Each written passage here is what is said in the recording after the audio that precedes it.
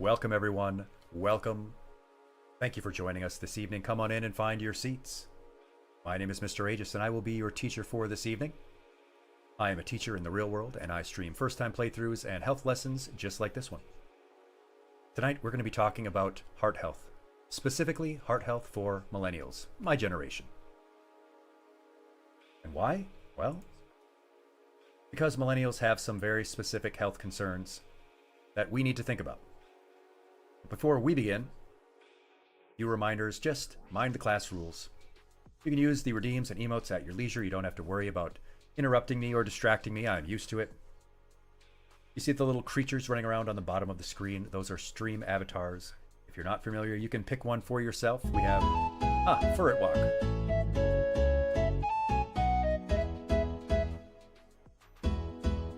We do love Furret Walk here. Our favorite song. Case in point for redeems, exactly, Nova. And Nova, you say you treat your heart poorly and you need this lesson? Yes, you do. A lot of us do. So ask questions. Give any suggestions or feedback you have about this or any other lesson, things you would like us to talk about in the future, games you would like us to play. Like I said, pick your stream avatar, tap the screen, or click the little interactive icons on Twitch. We have all the Pokemon generations, some anime, Kirby, stuff like that. As for subs and donations, I never asked for either of those things. You owe me nothing. This is for our mutual enrichment. If you want to use your free Amazon Prime subscription, you can feel free to do so. But I do this for teaching health in more than just the physical classroom.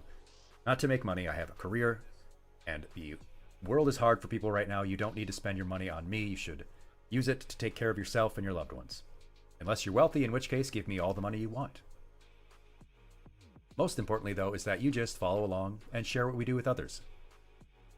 We do some unique content here. It's not the usual VTubing, but it's also not the usual so-called teacher VTubing. I don't want to throw too much shade, but a lot of teacher VTubers, it's just a few fun facts now and then, or it's just an aesthetic or a gimmick, which is perfectly fine. I mean, I expect that most VTubers aren't actually a half-demon dragon prince and ramen shop owner. But what we do here is actual education content. We do full lessons, which is something a little bit different than what most people do. Try to have some interactive lessons on useful, relevant skill practices. Yes, Nova is not actually a little round robot. That's a wonderful character they are. But we don't break kayfabe. We allow the suspension of disbelief. You wish you had a teacher like me, Skitch. So do I. I didn't actually get health class growing up. Went to a small little private school, little church school. We weren't even allowed to talk about any of that stuff. Maybe that's one of the reasons I decided to become a health teacher. You're settling for the VTuber graduate program, Skitch? You mean you're graduating or you're getting a master's in VTubing? The master's program I did in health ed, certainly not easy, but certainly worth it. Yes, have fun, be kind, follow along, make clips. Definitely make clips of any of your favorite moments, anything you think is funny, because that helps the channel out. The little clapboard icon here, whether you are mobile or desktop, click those whenever you want.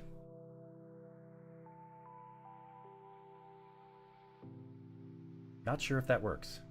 Post-grad, ain't cut out for the master's degree, Sketch. I understand. But this is our class behavior chart. You might remember this from your K-12 experience, your elementary school, where the teacher puts your name on a clip and moves it up or down depending on how well you've behaved that day. Most schools have gotten away from this, as it sort of feels a little bit shaming, a little shamey. It embarrasses some students. But we do it just for fun. And nowadays, this type of thing is done again, but it's all self-assessment. Students will just do a little app or something where how they feel they behaved that day, they will select it. Not a part of their grade, but it's a little bit of self-accountability. In this case, you decide where you think you deserve to be on this chart. So whenever you have to head out, just let me know whether you were a teacher's pet, a good noodle, a monkey wrench, or a bad noodle. What do those mean? Well, teachers' pets are those who go above and beyond to make sure that the teacher has an easy time and everyone else is enjoying themselves. Our current teachers' pets are Bit Shepherd, our classroom aide, Seals Eat Fish, Just Wes, Cyrus the Vulture, Rao, Salvatore, Riley, Chico, and Parker. Business students we escorted directly to jail do not pass go. Our good noodles, with the little good noodle you see down there. Our Hikaru-chan, Ivy, Ralsei, Sad Panda, Good Green Guy, and Hard on Eggs. The monkey wrenches, who like to throw a monkey wrench into the teacher's daily life. Our Nomaken and Aurora the princess. And our monkey wrenches are, as always, Punished Bags and Snow Fox, as they requested, in a little garbage bin here hanging off the bottom of Bad Noodle. It's what they thought they were. Wasn't my fault. But if you're not on the chart and you would like to be, just let me know. If you don't want to be on the chart, perfectly fine. Don't want anyone to be there if they don't want to be. This is updated each stream, so let me know where you want to be and I will put you there. We have a Bad Noodle here. A noodle stealing all the candy. But you know what it is next. We're going to do our little breathing exercise. We do this before every lesson, before every stream, because it is just that important. What I want you to do to follow along, all it takes is 1 minute. I want you to sit up straight, but make sure that you are still nice and comfortable. I don't want you to unclench your jaw and roll your shoulders back a bit. Put your feet flat on the floor if you're tall enough to reach it. And then I want you to take one hand or paw or claw or talon, hoof, whatever it is that you have on the end of your limbs and put it over your chest, right over your breastbone. And then take the other and put it over your abdomen. We want to feel our abdomen rise and fall. We want to feel the air get pulled down deep into our lungs. We breathe very shallow and very rapid in the world today. We do a lot of chest breathing. But it's down deep in our lungs where we have more surface area to actually pull out all the oxygen. Since we breathe very rapidly, we don't extract a lot of that oxygen. So we're going to breathe in through our nose for just 3 deep breaths. We're going to breathe in through our nose for 4 seconds. We're going to hold it for 7 seconds. And then we're going to exhale it through our mouth for 8 seconds. Feeling our abdomen rise and fall. And you see the pink ball going around on the GIF? That's going to help us figure out when we do it. When it gets to the top is when we breathe in that light green section. When it gets to the white is where we hold it. And then in the light green section that you see there is when we are exhaling. We'll wait for one more time around so that you can get ready. But please do follow along.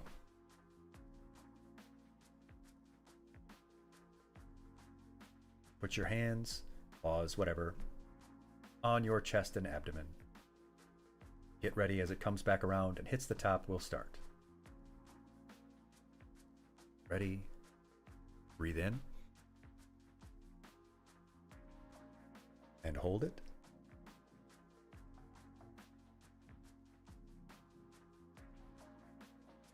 Breathe out. Exhale, make sure you're completely emptying your lungs. Let it all out. Around again to breathe in. And hold it.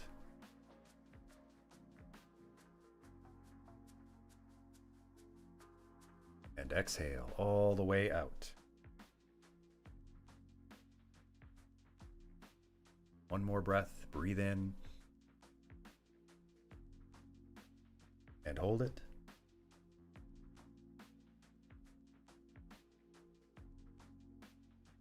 And exhale.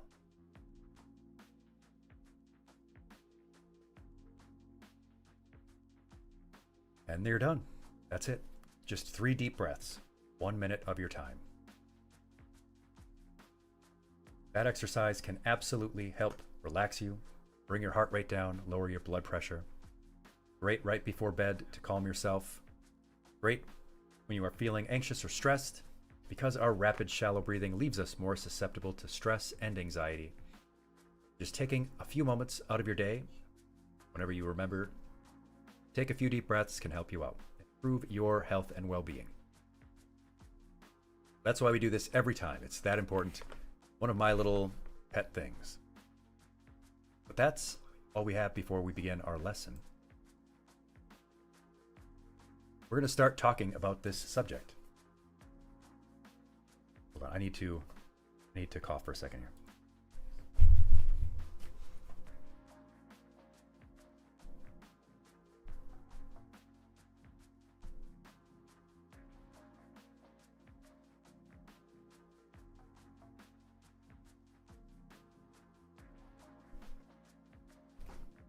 Zoom. There we go. All right. Take a drink. Everybody hydrate.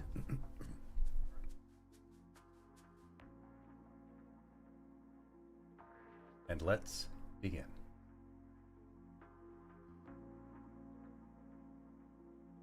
What are we talking about in this lesson about heart health? We're talking about all of the things that can happen to your heart, and that can be worsened by not doing anything about it. You're bad at breathing more? Well, we're going to talk about a little bit more how to breathe better a little later on. We're talking about things like hypertension, tachycardia, arrhythmias, pericarditis and myocarditis, and atherosclerosis. But we're not going to talk about those conditions a lot. I'm just going to briefly touch on them.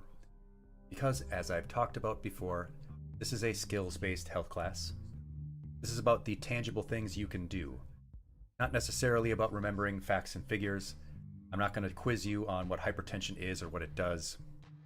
It's more important that you come away with this thinking about what you can do.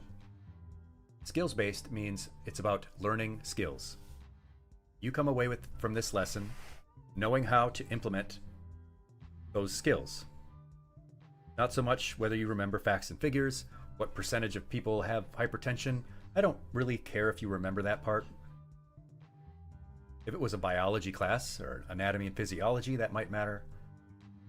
What will matter to me is if you come away from this lesson remembering the things you can do, like breathing practices. That's what we're talking about when we're talking about skills-based. Nomi says you can graduate by avoiding coronary heart disease. Yes, that is, if you avoid that, that will absolutely get you an A. You've had pre-hypertension for almost all your life, Nova. It's unfortunately becoming more and more common. Do you think that has something to do with the world today? Or your doctor has been medicating against that? As you may know, in my personal story, I am still in this millennial period. But I've mentioned before, I had a COVID-related blood clot. Didn't discriminate. I'm relatively young and healthy. However, had a very serious case of COVID, and it gave me blood clots, one of which went to my brain and did nearly kill me. So I am on blood thinners right now.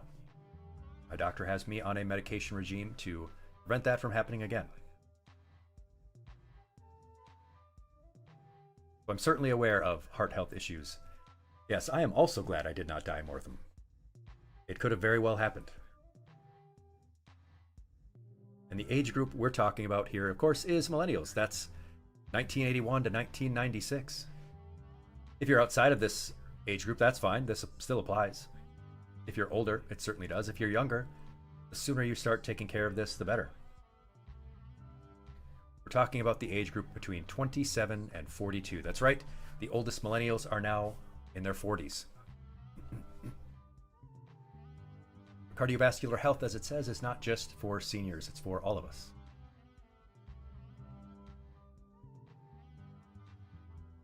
If you're old enough to remember Y2K, this is who we're talking about. If you remember the scare of Y2K, actually turning your computers off at midnight. If you remember playing The Legend of Zelda: Ocarina of Time when it was still new. If you had one of these little Nokia phones. If you remember Chumbawamba being a top hit and Destiny's Child before Beyonce left. Metal Gear Solid. If this lineup on Nickelodeon resonates with you, then this is who we're talking about. If you danced La Macarena, that's exactly right. Yeah, look at this lineup. Look at this freaking lineup. Gullah Gullah Island, Blue's Clues. We've got Doug, Muppet Babies, Tiny Toon Adventures, Rugrats, The Angry Beavers, Ah Real Monsters. Never hear that one talked about that much in terms of nostalgia. What would you do? What? If you remember the show Wienerville? Legends of the Hidden Temple, maybe? I'm calling you all out. When was Clarissa Explains It All? When was that one? Eureka's Castle. Chumbawamba, Dr. Phil Erotica, is a band. Their famous song was Tub Thumpin'. I Get Knocked Down. That's that one, right? December 97 to March 98. That's about 3 months, yeah. So you're right on the cusp. You're right on that border. Yep, Keenan and Kel. Spin-off of all that. Yeah, this is many of us right here. I remember having this kind of cell phone. Who loves orange soda? Kel loves orange soda. Yeah, stuff will never leave my brain. You never ran the Hidden Temple and you regret it? No, yeah, me too. Or did the Double Dare Challenge? Or on Guts?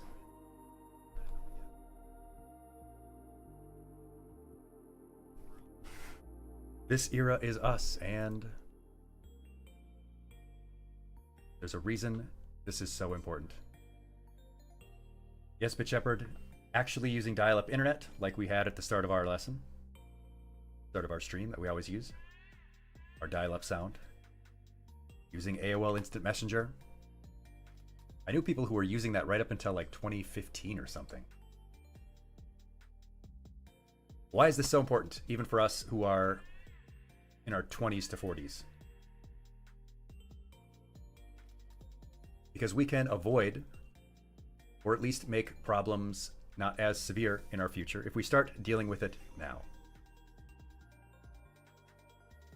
Early mortality, early disability, the amount of impact it has on our friends and family, our loved ones, the strain it will have on your finances, not just health care, but jobs and income. And there is a serious problem for our mental health when our heart health is not as good as it should be. Avoiding heart problems increases your autonomy as you age, your ability to take care of yourself over time. It's a serious quality of life issue. Some people think a lot of millennials have this fatalistic attitude that they don't have a retirement plan, they just plan on being dead. Well, maybe you will be, but if you don't, do you want those years to be painful and awful, or do you want to be as healthy as you can? That's your retirement plan, Mortham? Yeah, that's unfortunately perhaps a reality for many. Yes, the robots do not fear radiation. Once they get you in their cold metal claws, they will not let go. That's a 90s reference. Well, that's an SNL skit where there's like the prescription eating robots attacking the senior citizens. Wow, we're really reaching now.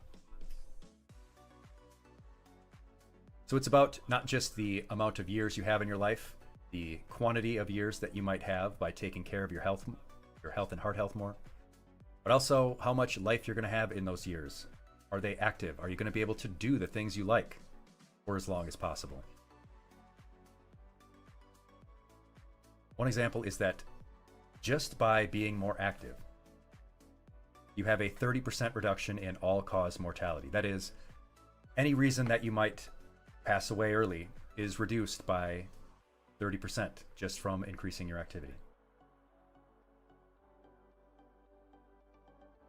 But even if that's not something you care about,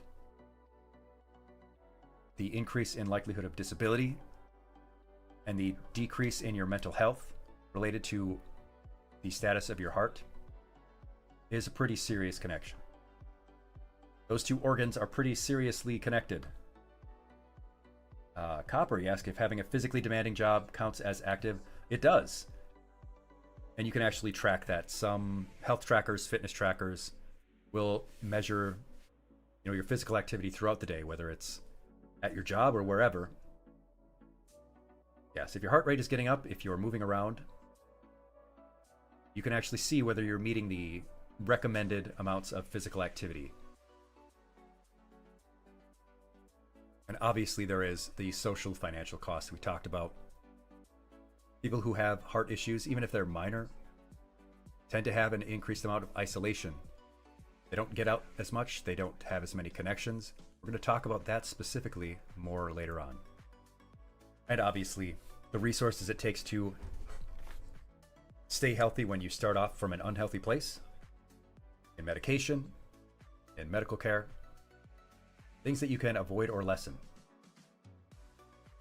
Lessen? Make less.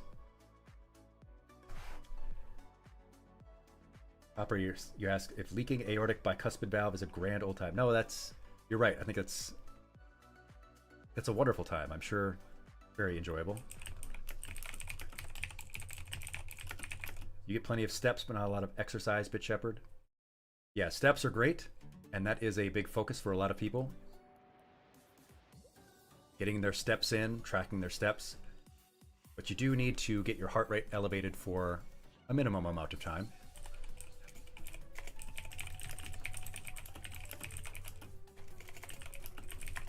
It's not fun, Copper, I imagine not. So yes, the basic guidelines, we'll talk about those recommendations. But yes, these are the very serious reasons to care about your heart health. The first condition we're going to talk about is the most common, which some of you have noted you already have experienced or have been at some stage of. Sometimes it is a genetic issue, sometimes it is related to other illnesses one may have. But it is something that we can help do something about with changes to our daily life. Copper, you get an ECG every year. Good, good. I have to make sure that I get one each year, make sure I'm not throwing off clots and such, and I get my MRIs, which are a lot more fun than eating MREs. I don't mind getting my MRIs. Sitting in the tube. It's a little loud, but I'm okay with it. You want me to fix your foot, Nomi, so you can go back to dancing? Can't do that through the internet. You're managing yours through the meds, Mortham, very good. You had normal blood pressure recently for the first time in 6 years. Well, that's fantastic. That can be a difficult thing to get under control. I'm very glad to hear that you've been able to get care to do that. Want me to use the power of faith? You gotta have faith. Is that a 90s song? Is Faith No More a 90s band? Wasn't there a George Michael song, Faith? Okay, yeah, now we're really getting nostalgic. No, the ECGs aren't fun. No, the MRIs are okay. I once had to get a, what was it? They had to put the probe down my throat. It was a trachea something. But they had to get it was an ultrasound that they had to do. They needed of the heart, so they had to put the probe down my trachea. Yeah, so they had to give me fentanyl to relax me because it was going to be this enormous tube going all the way down my throat so that they could get the pictures from inside my chest cavity.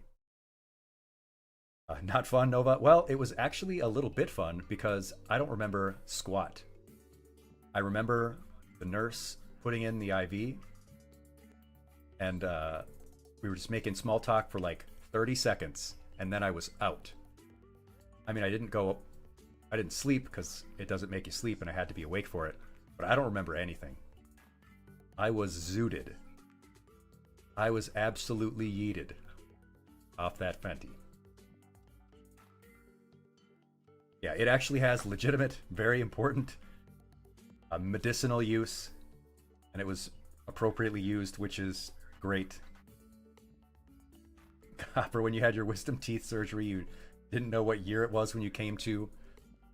It's funny how the drugs work like that. But yes, this is the interactive part of the lesson that I like, having some fun. It's hypertension, which is chronic high blood pressure. This is the #1 cause of heart disease and stroke. Which, by the way, cardiovascular disease is the #1 killer in the country. Also known as the silent killer, because you can start developing these conditions without having any symptoms, and you might not ever know that you're starting to get up into these higher ranges until you start really experiencing damage to the heart and the vascular system. Some of the things that can affect your blood pressure are your mental health state. Frequent anxiety increases your blood pressure. Obviously, of course, nutrition and especially excess salt can make it harder. High stress, of course, is a lot of inflammation. Smoking is, of course, the easiest thing you can do. Well, not the easiest. The biggest thing, the simplest thing you can do is to quit smoking. And untreated sleep apnea. Yes, Mortham. Sleep issues. We're going to talk about sleep. You just trust me on that. Hypertension is another reason you hate cars, Ivy. Non-stop traffic sounds. I absolutely agree. Frequent overstimulation, like cars and the pollution, definitely an increase in hypertension. Cyrus recommends stopping playing League of Legends. Yep. You missed me talking about the dream I had that involved birds, but we'll talk about that later.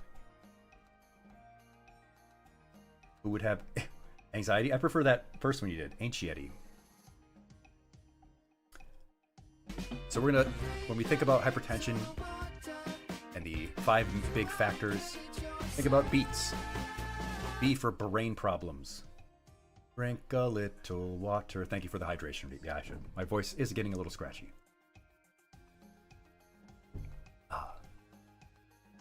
Think about beets. Brain problems, eating the wrong food, anxiousness, tobacco or smoking, and sitting too much, because inactivity is a huge cause of hypertension. Think about beets. Turn those beets off. Beets, beat off. Sorry, that makes me remember that I forgot our dad joke for the stream. It is, what did one artery say to the other? What did one artery say to the other?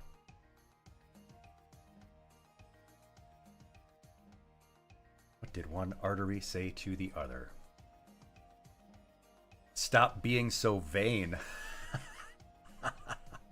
And hello, Romu. Hello, Romu Panini. You came just in time to hear my joke.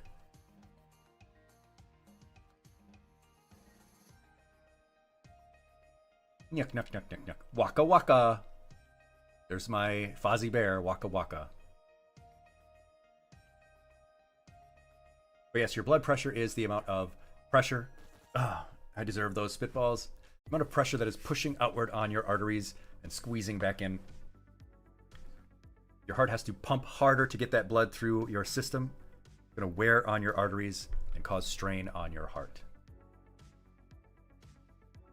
That joke is how you know I have real teaching experience, Mortham. Absolutely. Hopper, another bad joke. How do you stop bacon from curling in the pan? Take their little brooms away, because curling involves those little brooms. Roma, you're no longer glad that you woke up early. I feel that way every day. Mostly because I still stay up past midnight, and then I got to get up at 6:30, which is great. The other condition we'll talk about, and like I said, I'm not too caught up on you remembering any of the conditions necessarily. This is the other big one to talk about. And that's atherosclerosis or arteriosclerosis. Big words that, like Bit Shepherd mentioned, might help you out in Scrabble, but you don't need to remember the names. Just know that these involve the buildup of plaque within your arteries. We talked about plaque in our dental health lesson. You can think of it similarly.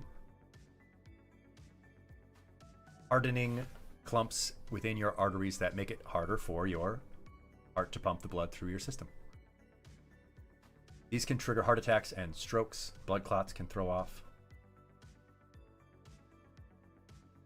When people talk about atherosclerosis or plaque buildup, they're talking about cholesterol as well, usually.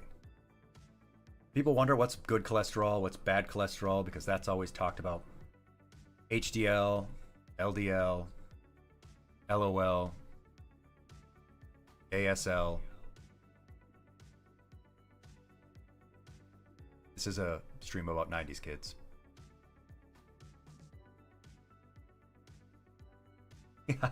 You're old, Mortham. I get you. Is there a fuel injector cleaner for veins? I mean, there are meds.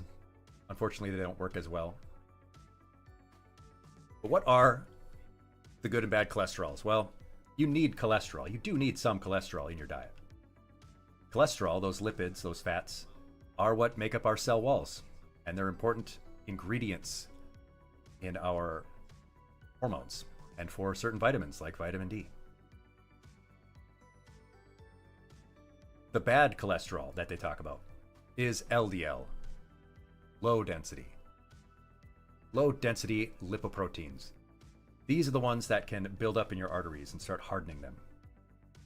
These come primarily from saturated fats, processed and fried foods. You can help deal with those by eating more fiber, getting more fruit and veg in your diet.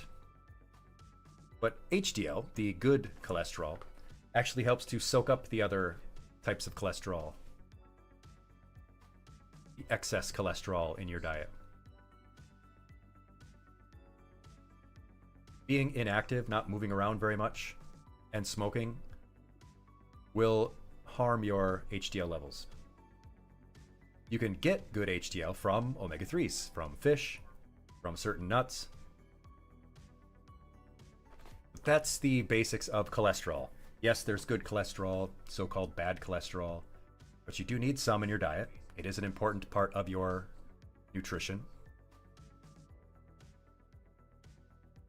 But some cholesterol comes from processed foods, foods that are fried, and can make that buildup of plaque in your system worse.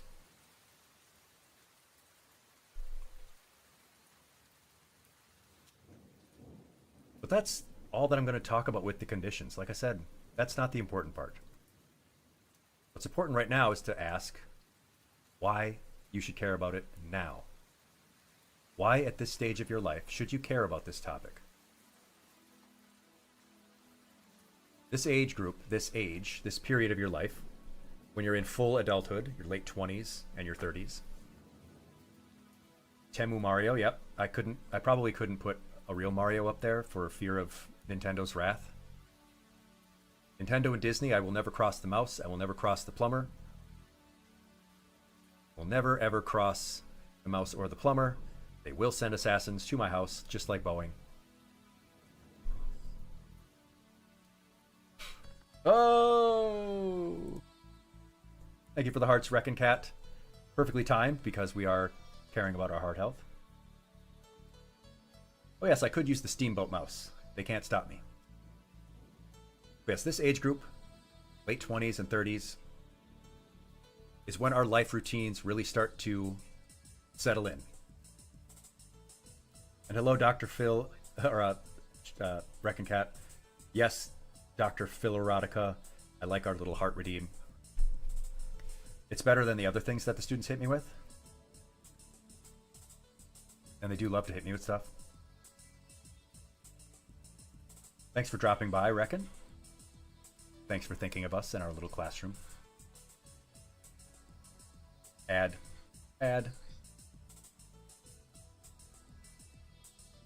Yes. In case anybody missed it in the ad, why should you care about this now at this stage of your life? Well, your late 20s, your 30s, this is when our life routines start to settle in. This is where our life comes to terms with the financial realities of being an adult.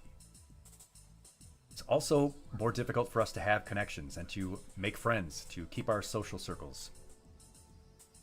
Our activity also tends to decrease along with those habits settling in. We typically lose any type of dietary routine we had. You want to hydrate me? You're gonna give me water or just do a redeem? If you want to give me water, that's great. I do have some lemonade with me. Nothing wrong with a little lemonade. Life gave me lemons and sugar. It won't let you. Oh, because someone did so like a minute ago.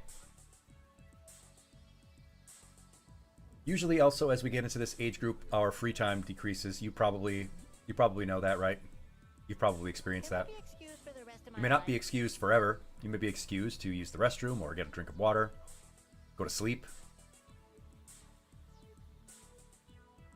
Our prior habits tend to catch up with us here as well. We used to be able to do things in our late teens and early 20s that we would brush off the next day. You know, like an all-nighter. May I be excused for the rest of my life?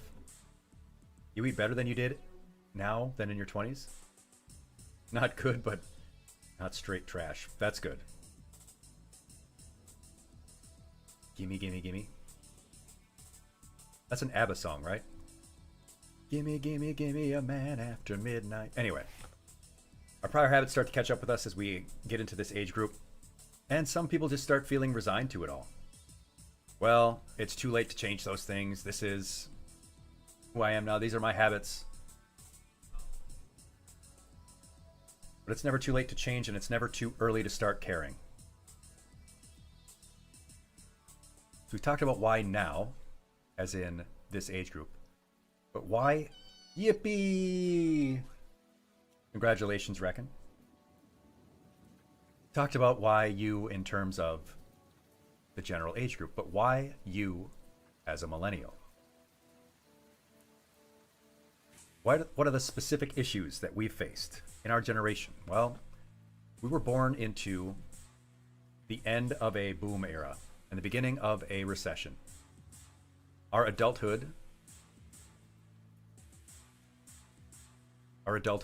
saw us get deku-nutted, saw us grow into a recession.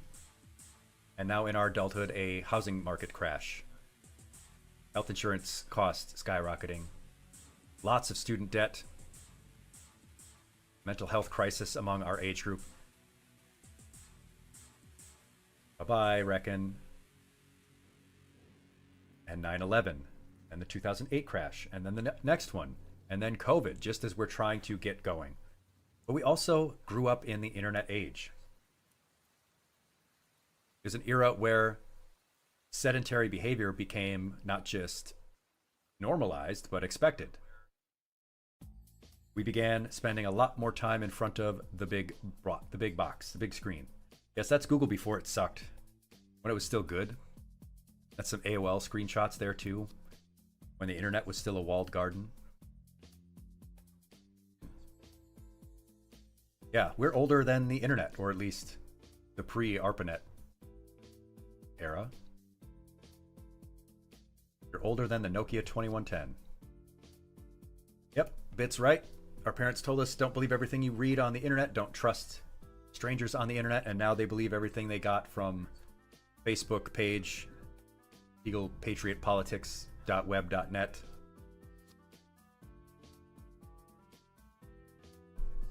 But you see this little meter here? This is a very inaccurate, like, this would not pass muster as a chart, but it is generally true.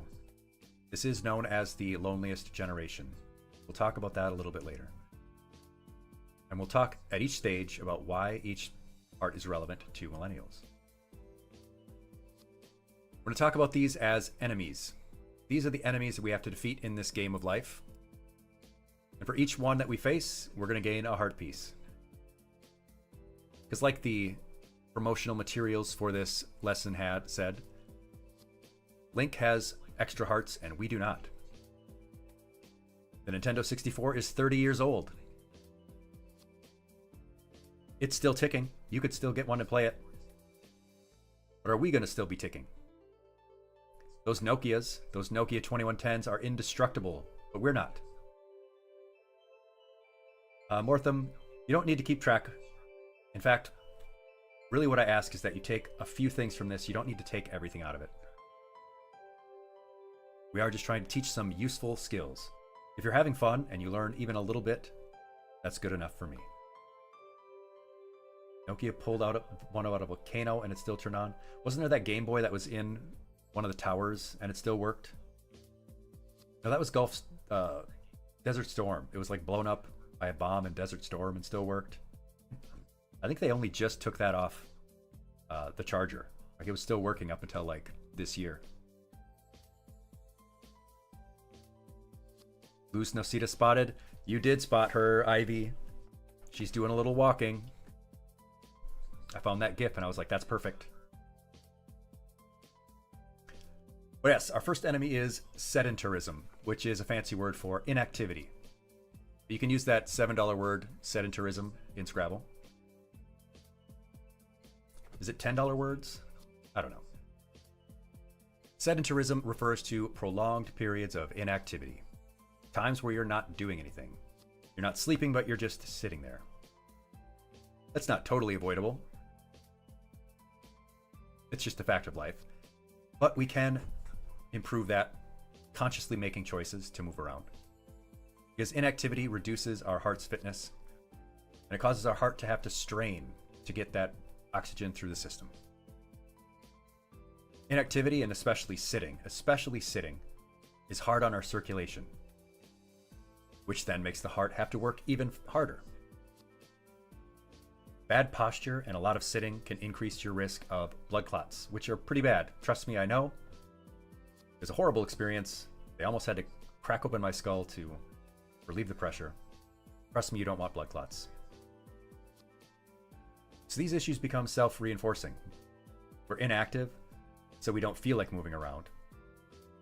We have reduced heart fitness, so we don't feel like moving around even more, so we don't move around, so we don't feel like moving around. Rao, you say that sitting is a comorbidity to all your favorite hobbies.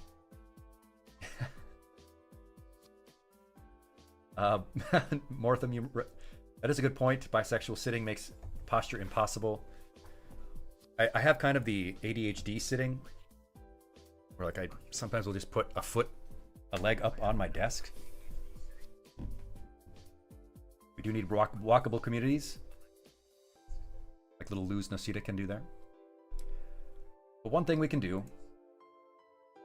is to just make small activity breaks. You don't need to make massive changes to your movement routine if you have one.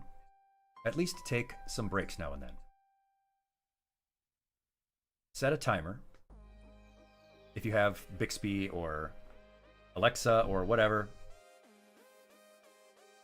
make it a point to not sit for more than 2 hours at a time. It's actually recommended to not sit for more than an hour at a time without getting up for a few minutes, but start off with at least that. Don't sit at a desk, on the couch, sit around at your computer for more than 2 hours at a time. Get up, set a timer, at least walk around, walk up and get a drink of water, use the restroom, go pet the dog. Do something that gets you up and moving around for a few minutes to break up that sitting time. Fidgeting in your chair does not count, unfortunately. You do have to actively move. You need the force of gravity moving against you. Mortham, as someone who VTuber streams, how do we not sit for hours? Well, I have ferret time, which those of you who are new will meet our ferrets. Big stretch.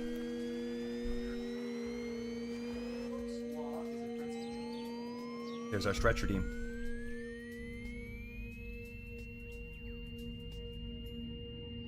Stretch. Yes. I take a little break from sitting, while streaming to go and play with our ferrets. But you all get to see it because we have a camera in the ferret's room, and I put that on the screen and you all get to see it. If you want to go even further with that, look for more active hobbies. Obviously, that's going to take more work on your part, but it's going to have greater benefit. Trackers, like some of you were talking about already, getting your steps in, can help make you stay accountable for your daily activity needs. Like it says up here, the reason this is specifically relevant to millennials is we have had a lifelong use of computers. We're very screen heavy. Even more so than many Gen Z and Alpha. Because many of us also have seated jobs, or we do, like VTubing. We do remote work. There's also less stuff for us to do in this period of our lives. Young people will be more active because they are doing stuff in school, perhaps, or they're hanging out with their friends. It can be harder to find active things to do in this age group. And as for sitting around and shuffling in our chair, we do what I would call stress coping. We do inactive things as a means of dealing with our stress.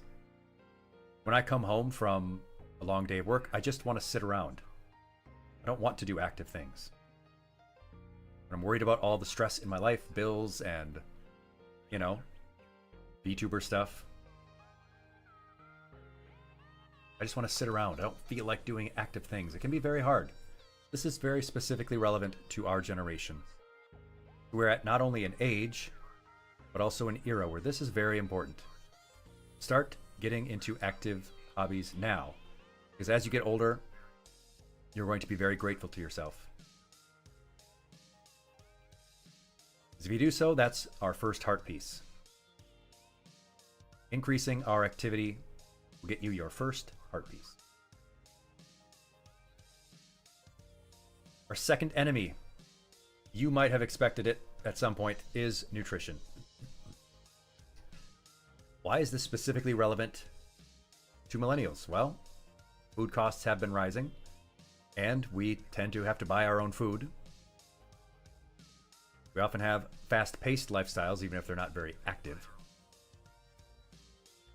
We've really fallen into convenience eating and convenience foods. We're caught between young people who are a little bit more trending towards caring about good nutrition, and older people who may still be cooking for themselves.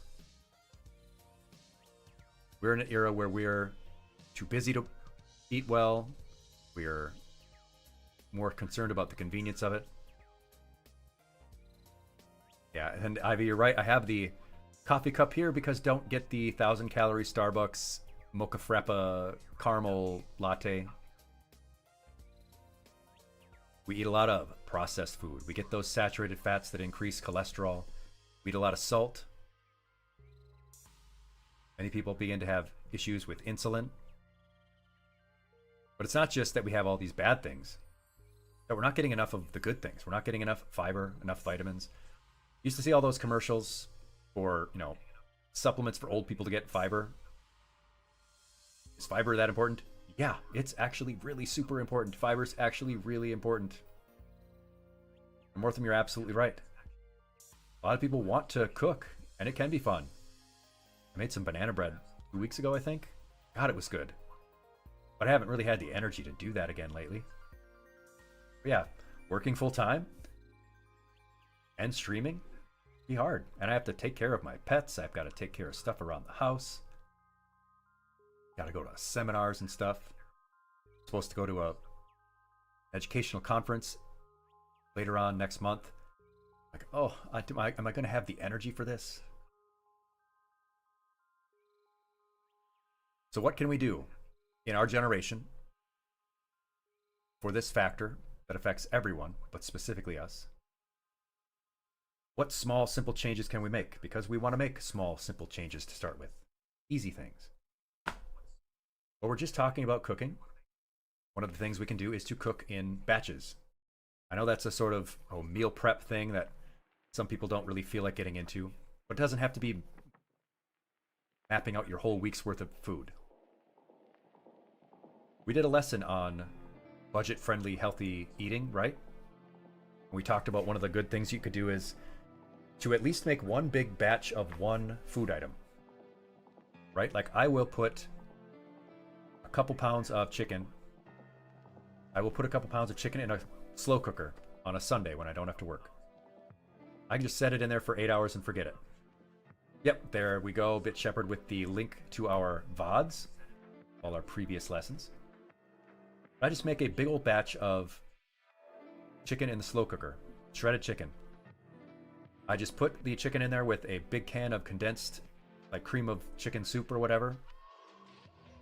Then when it's done, I just put it in a big container in the put it in a big Tupperware container, put it in the fridge.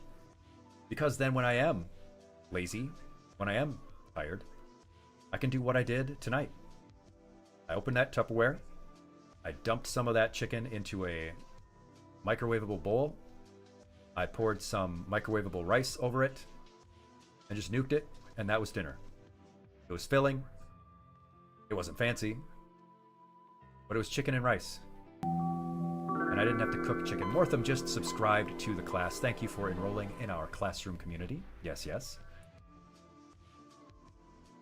Veggies are good when you put in the effort to cook them. Yeah, they are actually enjoyable, which is funny. A lot of us didn't enjoy veggies growing up as a kid. You know, we have a little bit of, you know, kids have trouble. Oh, celebrate. Kids have trouble with the texture of veggies sometimes. So we grow up thinking they're gross. But they're actually pretty good if you cook them right. Like, if you ever had well-cooked Brussels sprouts, they're not terrible. Yes, that's one of the few simple changes that you can make. You can also level up your snacks. You can also level up. There's another little video game reference there for you. Isn't it great?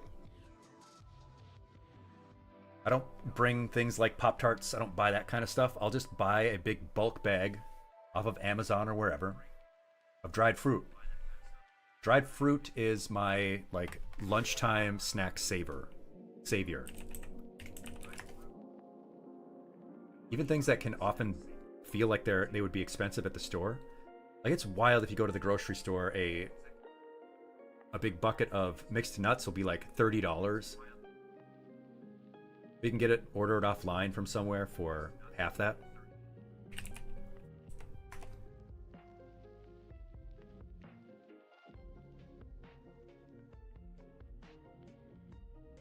Leveling up my snacks.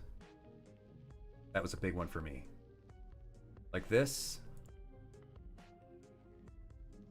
I ordered this offline. This 3-pound bag of dried cranberries was $7. Just put a bunch of those in a Ziploc bag and throw it in my backpack. That is my leveled up snack because I'll throw some almonds in there. But you have to do what's going to work for you. Find things that you can do to level up your snacks. So someone let me know what's something that you could do as a healthier snack that would be relatively cheap, easy to bring with you to work or school, that would be better than grabbing a Pop-Tart or a candy bar. Oh, wow, you can get respectable sushi rolls for $10. Well, there you go.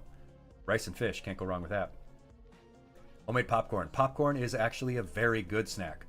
Obviously, it's, you know, you can drizzle caramel all over it and make it not so good, but yes, you can make good popcorn. That will be a good snack. And it feels filling, you know, because you're doing stuff. Doing something with your hands. And often being understimulated is a reason why people will overeat. Cinnamon applesauce, yep. Throw a little package of applesauce in there. Triscuits are pretty good for the fiber. I like little Triscuits with cream cheese, which is absolutely not the kind of healthy that we're talking about. But sometimes you also just have to have a good snack. Yeah, keep the frozen veggies in the work fridge, Mortham. And guess what? You won't have to worry about your coworkers stealing your food if you bring healthy stuff. Bio Steampunk, come on in. Thank you for bringing your classroom on a field trip 2 hours. Thank you, thank you, thank you.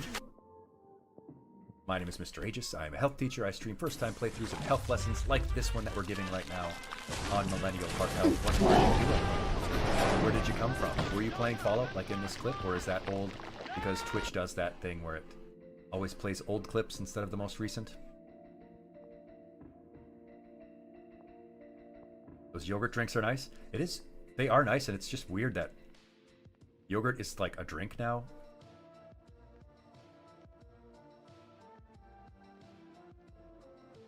You ate nothing but Reese's today, Rao. More protein shakes? Yep, nothing wrong with protein shakes. Just check the labels, make sure they're not too full of sugar and chocolate flavoring. Obviously, hydration. That's another simple thing we can do to improve. A lot of times, we're not actually hungry, we're just thirsty. You were doing some Fortnite Bio Steampunk? Something I'm sure that my students will want me to play at some point.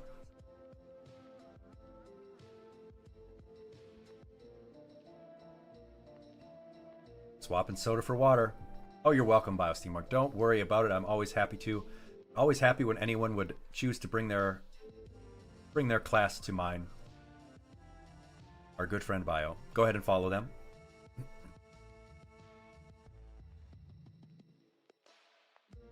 Yes, please drink more water. We've talked about hydration too. Make those subtle swaps of things that are similar, but won't make it feel like you're making a difficult change. Yeah, I do try to avoid soda whenever possible. Sometimes I feel like it, but it's usually I try to associate it with a specific thing. Like when I make chili, when I make my famous deep red chili, I will always get Barks root beer with it. Like that's my treat. I just associate it with Barks root beer, my favorite root beer. Then it feels like a treat, you know? Like, oh, I'm gonna have my chili and root beer. You use ground turkey, Ivy? That's a great choice. Little white chili. Rao, you've mostly ditched the soda. Mountain Dew to tea, there. That's a subtle swap. You ditched that when you had stomach flu. Got hooked on Sprite. I can see that. When I was growing up, it was always ginger ale. Mom would give you ginger ale and crackers. Although, in this generation, I was old enough that when you were teething, Grandma would take a little brandy. Take a little brandy on her finger and like rub it on your gums. Those old folk tales, man, I don't know. That is our second heart piece. Making these subtle changes to our nutrition can be our second heart piece. Our third enemy is an evil one. It's one of the most evil of our boss enemies in this level, and that's stress. Or you like cranberry juice, Bio? I love cranberry juice. I actually... Raven Dramatic, hey, thank you for joining us. Thank you for enrolling in our classroom community. Welcome, welcome. I actually, not to make me seem like I'm even older, like I'm still just in my 30s. I'm still a millennial. But I like prune juice. I've liked it since I was like a teenager. I started drinking it because my coach told me it was good for me, and when I was wrestling, I was like, oh, this is actually really good. And then I watched Star Trek The Next Generation, and Worf drinks prune juice, and he's like, ah, a warrior's drink. I was like, hey, heck yeah, that's awesome. Well, hello to you too, Raven. Who would have stress? Certainly not us as millennials, who have unprecedented levels of stress. Lots of debt and financial instability. We have to worry about the job market, the economic market. We have a lot of hustle culture, you know? If you're not doing something, if you're not making money, if you're not turning your hobby into a side gig, you know, it makes us feel like we're wasting our time. The duality of humankind right there. I don't like prune juice or cranberry juice, and I love prune juice and cranberry juice. As long as you find the things you do like and make those subtle swaps from things like soda to better juices and water. Yeah, we also, as this generation, we're old enough that the big issues of the world feel very important and troubling to us, but we also don't have the reins of power. We don't really have a way to do much about those issues. That can make us feel stressed, but also powerless. Yes, Raven, these issues are going to get worse over time, so it's important. I think this lesson is also going to be good for younger folks who, if you start doing this stuff now, it's going to be even better for you. Obviously, this won't change the housing market. This won't change the job market. But we can't change the world on our own. We can try to help ourselves out the best we can so that we can help out others. Can't fill others from an empty cup. So our stress levels as young people, young adults, are often through the roof. And that stress often exceeds our bodies and our brain's ability to adapt to it. Some level of stress is healthy. You know, we put stress on our body when we exercise. We put stress on ourselves when we are trying to learn a new task. But in most cases, we have stress levels that are much higher than we can actually deal with. Yeah, Bit Shepherd, those those employers who give these stress management tips. Yeah, one of my jobs gave me all the employees an app that would like give you tips and reminders to de-stress, but none of it was about, you know, having time off of work or being less stressed. Like, oh, do self-care. Thanks, boss. All that stress, you know about cortisol, I'm sure, and we've talked about it in previous lessons. And constant surges of adrenaline whenever a new stressor appears not only increases our blood pressure, but jacks up our inflammation, which makes it harder for the heart to pump blood, bring that oxygen to our brain, to our big, smooth brains. Unfortunately, it's not just the stress itself that causes problems. That stress leads directly to other problems, like coping eating, stress eating. Leads us to be more inactive, like I talked about, where you come home from a stressful day of work, you don't feel like doing anything. And being stressed can make us be less social, makes us seek out activity with others less. Stress can make us irritable, make us less fun to be around.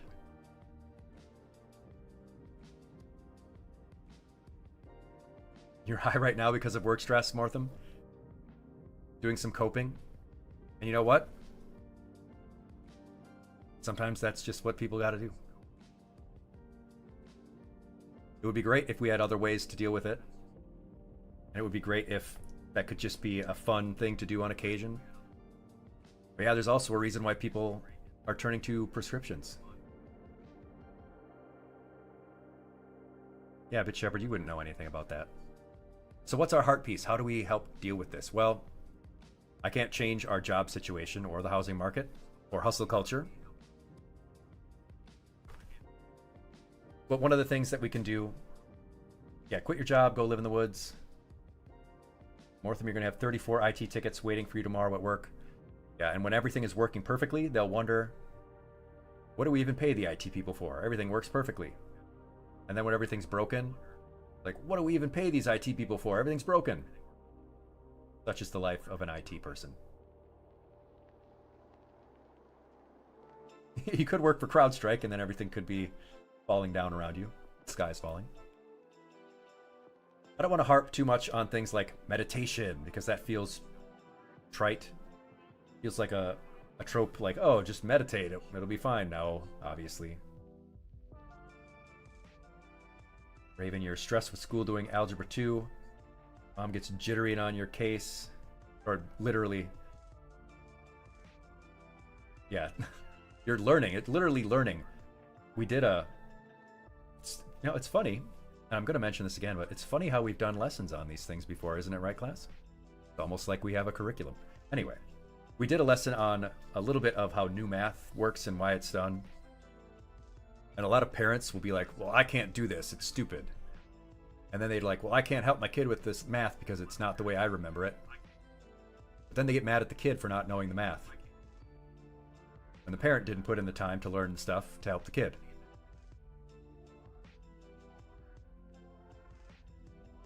Yeah, what was I saying?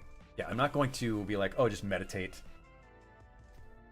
That's not going to change anything. We can try a little bit more mindfulness. You can take those moments out of your day. Physical activity will also help, obviously. We do need to seek out social support. And sometimes that can just mean actually telling someone how you're doing. That question, how you doing? What's your answer to that question whenever someone asks? Hey, how you doing? How's it going? Give me that 1 or 2 word short answer that you always give when someone asks how you're doing.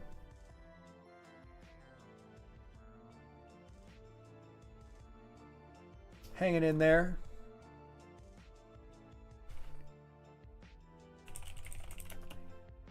I'm doing. Can't complain. There you go.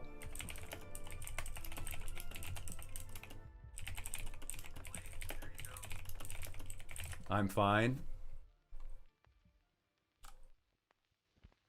How about living the dream?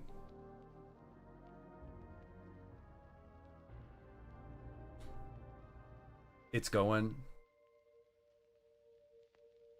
You know, living the dream. That's usually what we say instead of actually saying what we are actually feeling like.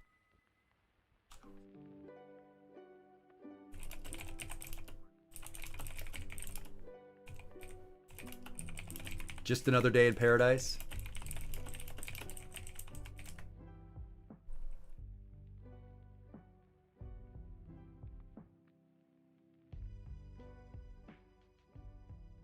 Is that meme here? Guy responding to how's it going severity scale. Not bad equals bad. Can't complain equal week ruined. It's going is the worst day of your life yet. Another day in paradise. Said while purchasing cigarettes for the first time in 2 years. And you know, we'll be driving home in the wrong lane. This is one of my favorite tweets. Saving up for the guillotine. Mr. Choppy wants friends.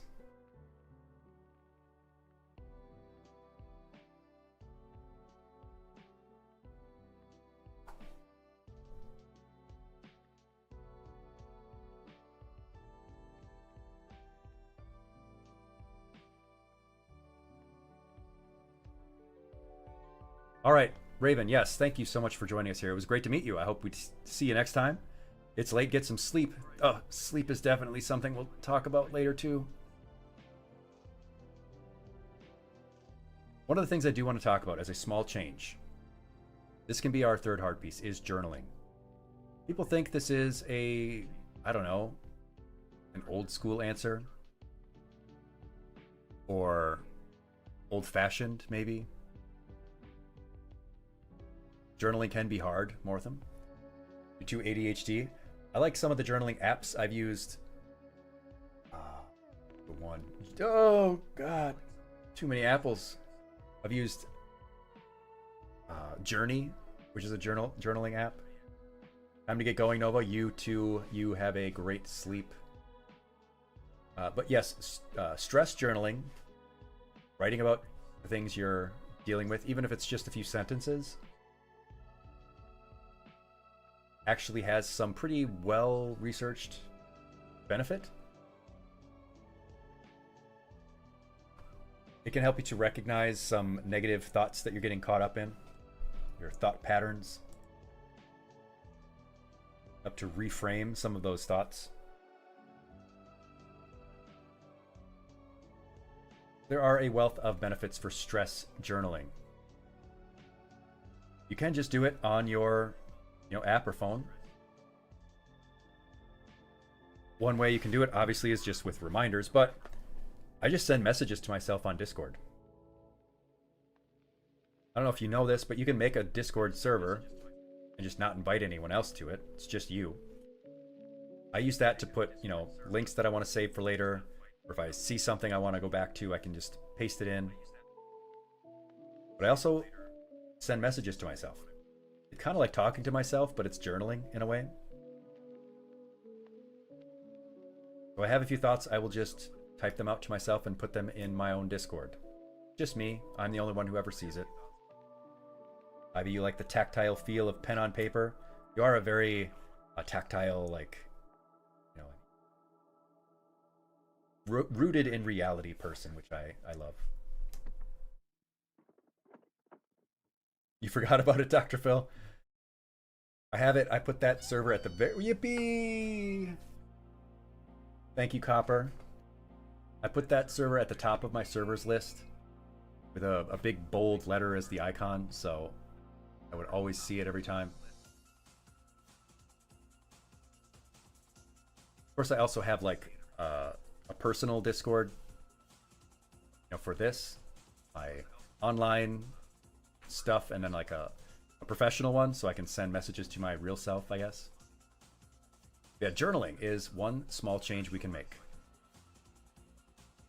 And you can do it in many ways. Pen and paper. You can keep a little, tiny little spiral notebook. And good night, Copper. Good night, good night. You keep a little spiral notebook in your backpack or work bag. Or you can just send messages to yourself on your phone. Use the Notes app. It doesn't really matter. It doesn't even matter if you keep them. You can throw away the pages. It's not about going back and reading them much later. Just about putting those thoughts down. What's our fourth heart piece? The one that fills us with a full heart. Our first heart. Well, the fourth enemy is drugs and alcohol and smoking, which are all drugs.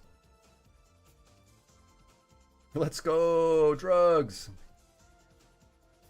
So what's the specific relevance for us as millennials? Well, even as cigarette use has fallen a lot, which is great in this generation, vape use and THC has gone up. And we did a whole lesson on cannabis, and we talked about it extensively. So I'm not somebody who is very much against it, or CBD for that matter. But the generation does face a lot of problems with binge drinking, even if there's not as much social drinking, which is becoming especially more true of Gen Z. But for other drugs, for cannabis, for other drugs, there's a perception that they are good ways to deal with stress. And there's a level of acceptance. There's a level of acceptance in society that, well, this is normal now. The resistance to them from older generations was just, you know, old-fashioned.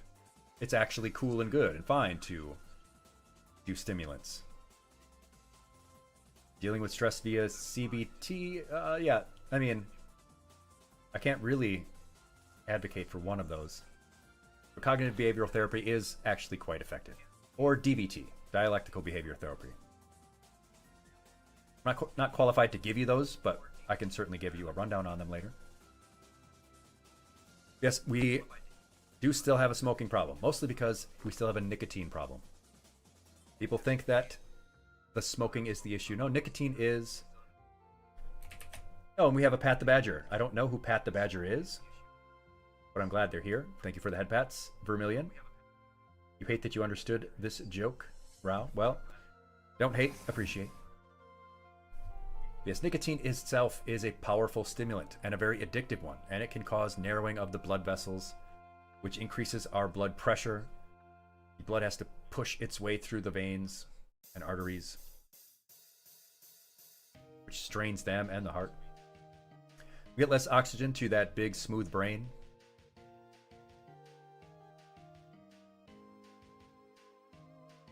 They couldn't make tobacco products with less nicotine?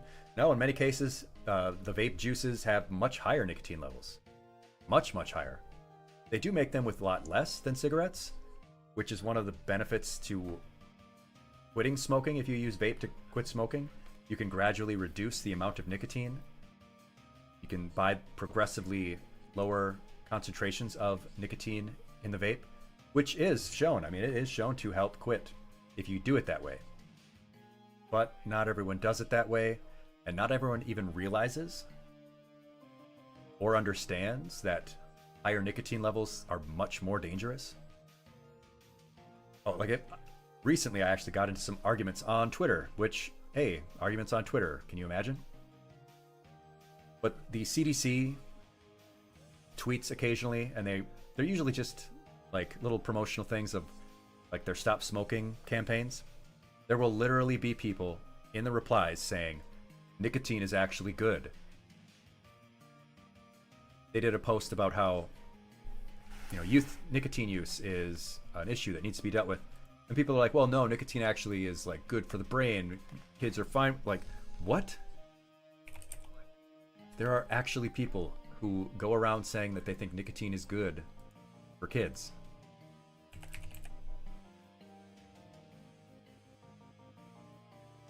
Tried vapes, you found them worse? Yes, it just doesn't work for me. Good old pseudoscience, you're right, Zetsune. It is just, it's awful the things that people will actually go out there and say.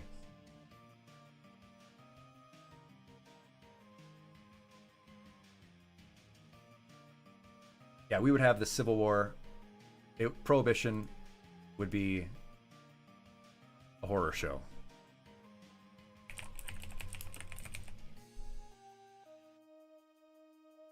Yes, alcohol, though, like we talked about, especially with the binge drinking, which is becoming more common, that can very much weaken our heart and lead to other organ strain, which naturally stresses the heart even more. Any kind of drug use can cause serious problems for the heart, whether they're depressants, downers, and can cause dangerous drops in blood pressure, or uppers, stimulants that can rapidly and drastically increase heart rate. Both of those weaken your cardiovascular system. And many drugs can deprive your brain of oxygen. I mean, we were talking about Kanye the other day doing nitrous. Just directly robs the brain of oxygen. One of the worst drugs you could do.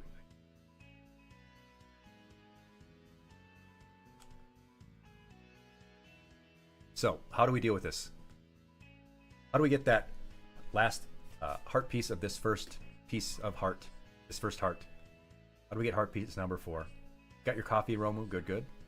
Nothing wrong with a little bit of caffeine. We talked about... Oh, Mortham, I'm so glad you asked. We can go talk about our full lesson we did on caffeine. Ha ha ha ha. You're going to notice by the end of this lesson, oh, Mr. Aegis has lessons about almost all these topics. It's almost like I chose to do this lesson now because I've covered most of these topics before, and we have a whole backlog of stuff to draw on. Kind of like a curriculum. Because this is a real classroom. It just feels like fun. Yes, how do we get to this heart piece? How do we help end bad habits? The first thing that we can do is to help address the triggers. Addiction is huge about the triggers that set them off. The triggers that help our brain decide this is the time to do the drug or whatever the habit is. The people that we associate with that. If there's a person that we hang out with, and whenever we hang out with them at a particular place, we're always doing that addictive thing, you need to start disassociating yourself with that person, or at least in that context. Those locations. The easiest example of this is, the smoking area at work. You go back behind the building and smoke. You need to start disassociating yourself from that place. The things you're doing. If I go to the bar to have a few drinks, that's when I smoke. I only smoke at the bar, but then you go to the bar all the time.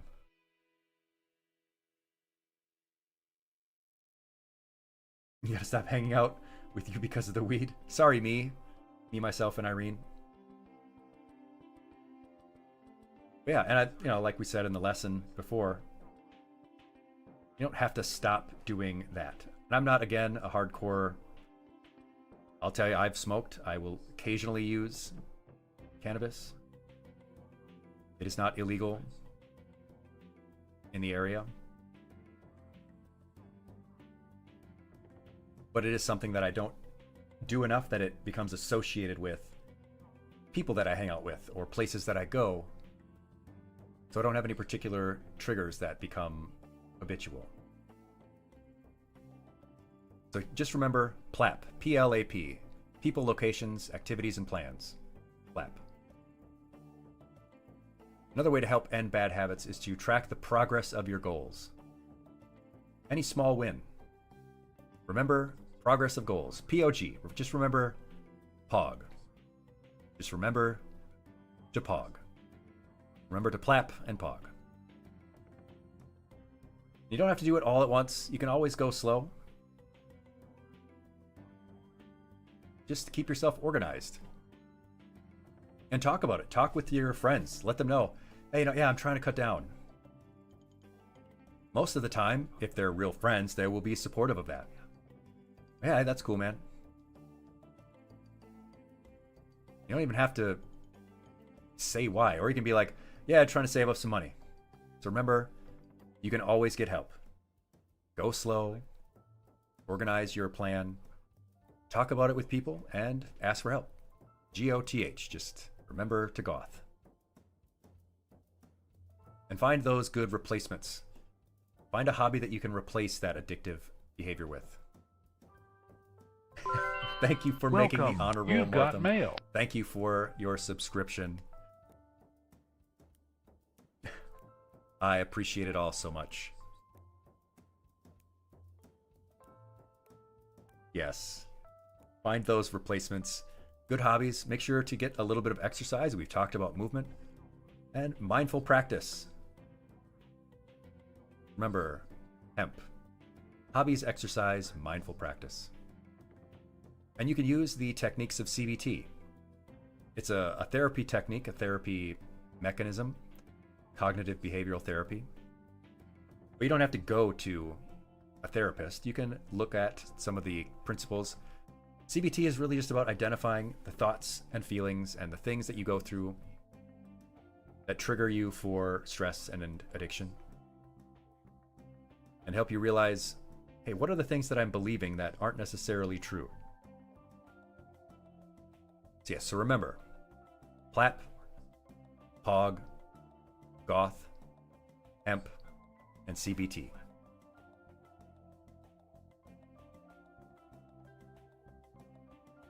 That'll be your fourth heart piece. That'll be your fourth heart piece. So now we have one full heart container. And we're going to get a second because, like we said, Link has multiple hearts, but we do not. We need to at least get that extra one. Thank you so much for dropping in, Bio. You get some good rest. Hey, did you think that you were a teacher's pet, a good noodle, a monkey wrench, or a bad noodle? I think you were a teacher's pet. You brought your class on a field trip to ours.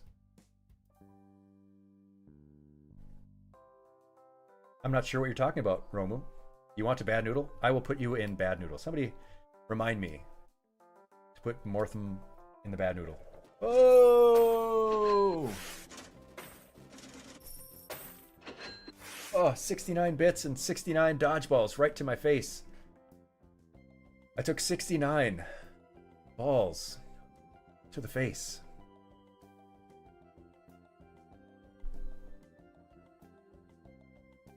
Hey, yo! In a row, all at once. A big line.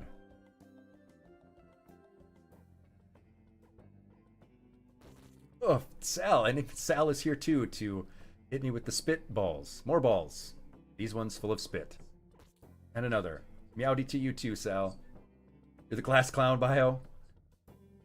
Maybe we should make a category just for that. Good night, good night. Our fifth heart piece is sleep.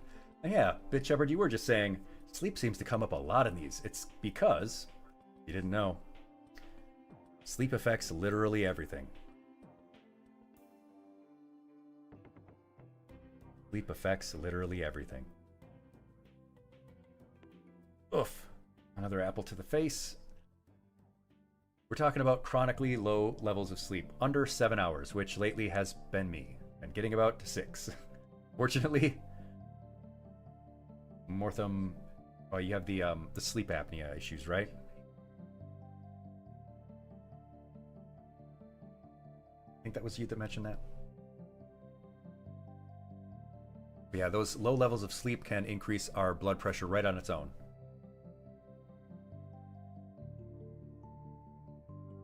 Yeah, I'm glad you've been able to at least see the doctor about it and get some of that worked on. But yeah, it's not just about chronically low sleep. It's also about whether you're getting good quality sleep. You know, if you're frequently waking up, tossing and turning, even if you're in bed for 9 hours, it's not really going to matter all that much if you're not actually getting good sleep. Or if you're sleeping odd hours. All of these things can directly lead to inflammation and higher blood pressure, and low sleep is a pretty well-proven risk of heart attack and stroke. Why is this all relevant specifically to millennials? Well, we've talked about all the work pressure and our doom scrolling, for example, and our lack of activity, giving us less sunlight, which throws off our circadian rhythm. Millennials often keep odd hours. They're working multiple jobs. We're seeing a consistent theme here, right? In the Clippy's blurbs here about why it's relevant to millennials. Now you can watch the whole lesson on sleep later on if you want to, and you should. And it's a lesson that I will give again. I've given it twice so far in the year that we've been streaming, but it's one that I could give, honestly, once every few months. It's just that important. Oh, but Shepard, you're getting your sleep study done on Tuesday. Hoping that they can give you some good information and help with that. So how can we get this fifth heart piece? How can we help deal with our sleep issues? Mortham, you're saying this lesson might be about you? Hypertension, sleep apnea, stress, computer use, poor food choices, maybe a little drug use. Is it about you? Well, if the shoe fits. Is that soon you're working on 6 hours daily? Oh, do I feel that. I've been up so late lately working on lesson plans, often for the streams rather than my actual job. And then I got to get up at 6:30 because I got to be at the school for 7:20. And I have a commute, so it's rough. Yes, Ivy, with the earplugs, I use a sleep mask. I use the because my windows face the sunrise, which is beautiful. It's beautiful, but I also need the eye shade things. Eye masks? Yeah, I bought a couple of them. I bought a pack of them so I can always take one with me if I'm traveling. You're on morning duty, Rao? Yeah, gotta be there to watch the kiddos. But how can we get this fifth heart piece? What can we do to get better sleep? This is a very condensed version of that lesson, with 4 specific small changes to make. Number 1, of course, be consistent. That is very hard for us as millennials. We do have odd schedules and such.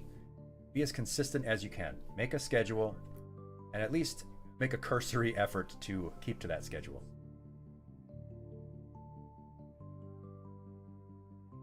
The next one is to make sure that your bed is just for sleep. It's not a place for eating. It's not the place for watching TV or doom scrolling.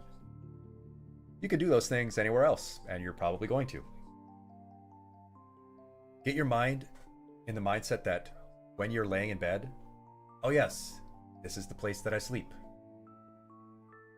It's a laundry hamper. 3 is to get some sun each day, even if it's just going outside for a minute. Be in the sun. Get some natural sunlight to get your body's rhythm in motion. And keep that sleep space when you're sleeping quiet and dark. Like I said, the sleep mask helps me with that. And with Ivy, the earplugs help with the quiet.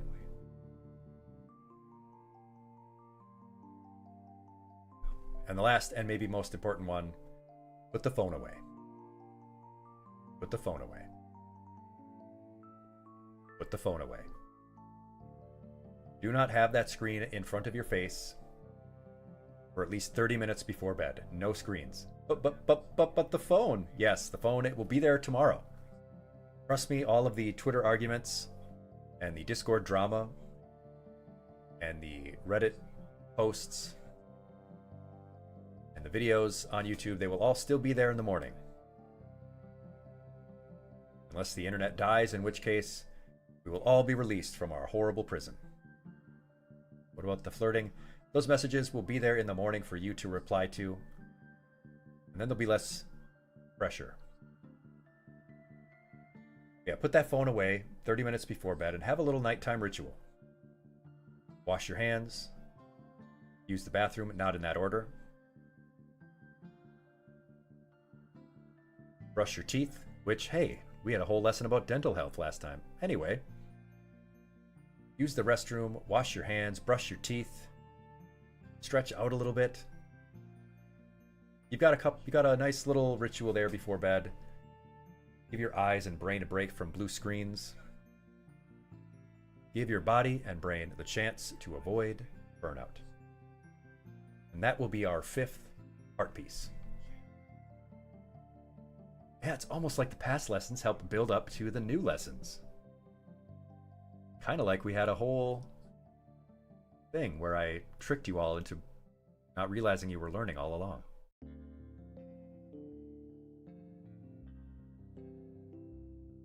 As my absolute favorite song in our playlist plays. Rao, you say, practice apathy. Let the worldly trouble of today wash past you like a breeze. There is actually a nice ancient scriptural passage that says something that I forget off the top of my head. I'm not a religious person, but it's a passage I like. Therefore, do not worry about tomorrow. Sufficient for the day is its own trouble. Tomorrow, there will be plenty of time for its own issues. What's going to be our 6th heart piece? It's mental health.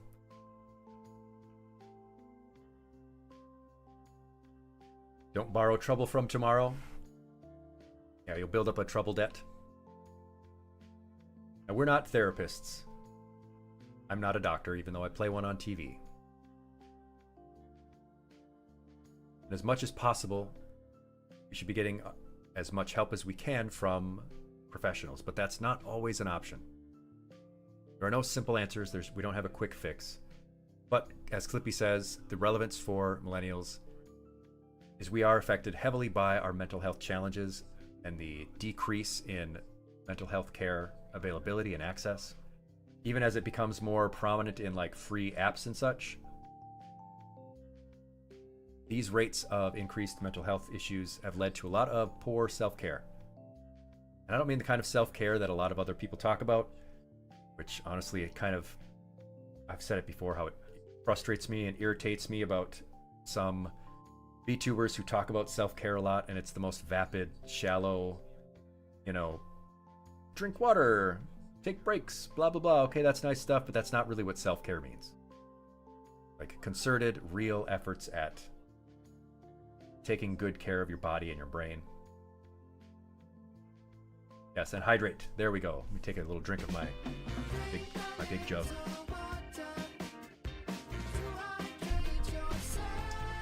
Is watching Mr. Rogers' Neighborhood self-care, Martham?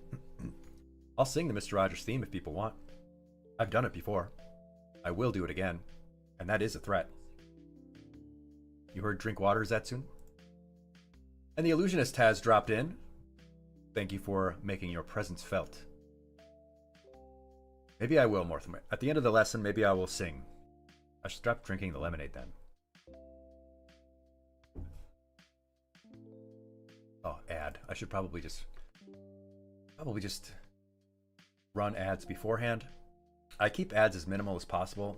Like I said, I'm not trying to make any money. I keep things as minimal as possible, but you have to at least run the minimum if you want to use like the redeems and stuff. Yeah, self-care is very much doing the things that you don't want to do, Phil. Dr. Phil, you're right. going to that appointment, making sure that you take the walk that you've put into your healthy schedule, making that big pot of slow-cooked chicken for the week. Yeah, rip in peace to James Earl Jones. That feel when Jackie Chan will die in your lifetime. That makes me angry.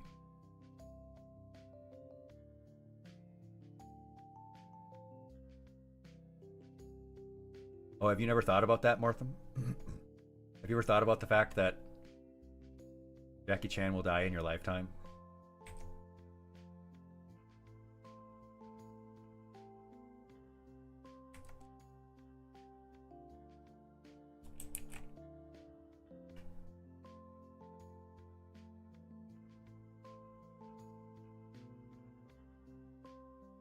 Yeah, so on that note, how do we help ourselves out with some of our mental health struggle? Because anxiety directly leads to increased heart rate, as we know. It is related to panic. That can strain our heart on its own. And we also have issues with depression and bipolar disorder. Depressive states obviously can lead to more inactivity, which is self-reinforcing.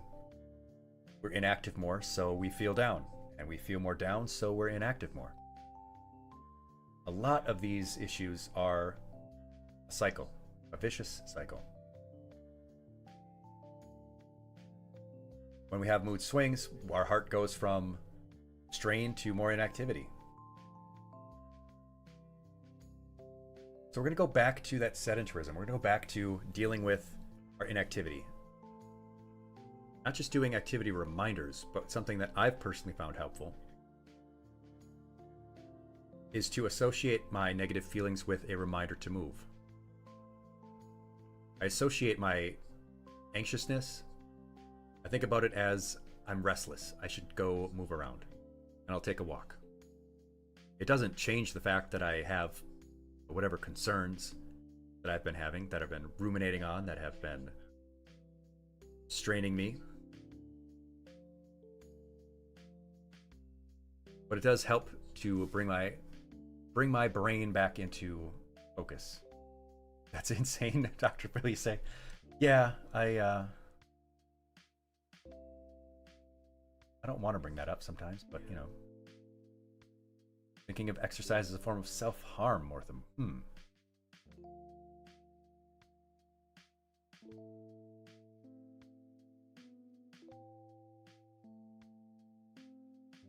Oh, yeah. Yeah, that is an interesting, it's a very interesting approach. Just think of it as a way of hurting yourself in a way that actually helps yourself. I don't know.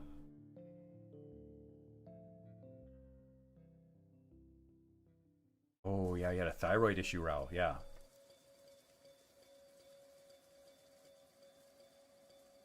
I've mentioned in the past that I only got diagnosed with ADHD this year in my 30s as an adult. I did always wonder, hey, why have I always had so much struggle with stuff that other kids never had? Oh, it's because my parents never wanted to get me tested for anything because they were anti all that stuff. But then again, as I've mentioned so many times, my parents were the kind of parents that didn't let me play Pokemon because it was demonic. Anyway, associate feelings of anxiety and stress with a reminder to move around. Don't just ruminate on it. Don't just wallow in it. Moving around isn't going to change the issues that have brought that up, but it is going to help your body deal with it.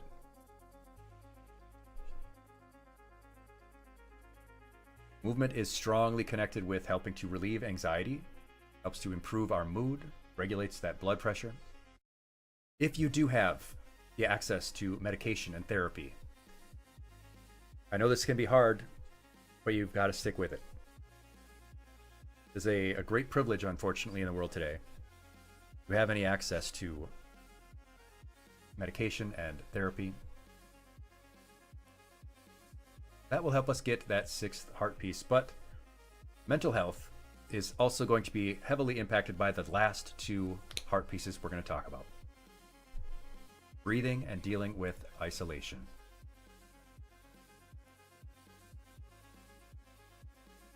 The The first is working on our issues with isolation. Why is this relevant to millennials? As I said at the top, they are called the loneliest generation. We began our lives in a very liminal space, a transition between the in-person world of the late 80s, or the early 80s and the late 70s, into a digital world where everything was online all the time. Those were pretty big changes. Those were seismic shifts in the way that people lived their lives. And we did not really get a chance to slowly deal with that transition. You've got 3 roommates, Mortham. I used to have 1 roommate and I couldn't stand it because I'm a solitary creature. Badgers are not necessarily pack animals. Not pack animals. Social creatures. Why I live in a hole in the ground. But that also does make it hard to maintain and keep connections. How this affects us, the 7th enemy, isolation, directly leads to higher blood pressure,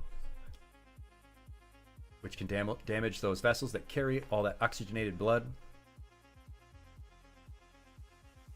Of course, having lack of connections can again lead to unhealthy choices, can lead to unhealthy coping mechanisms. Affects our nutrition choices, how active we are. Because it can be hard for this generation to make and keep our friendships as our social circles peter out.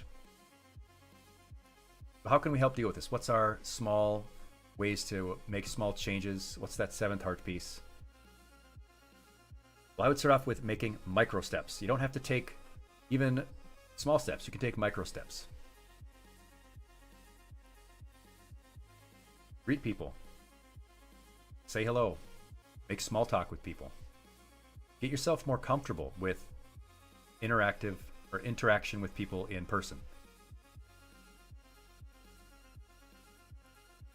You're absolutely right, Bit Shepherd. Isolation is one of the biggest predictors.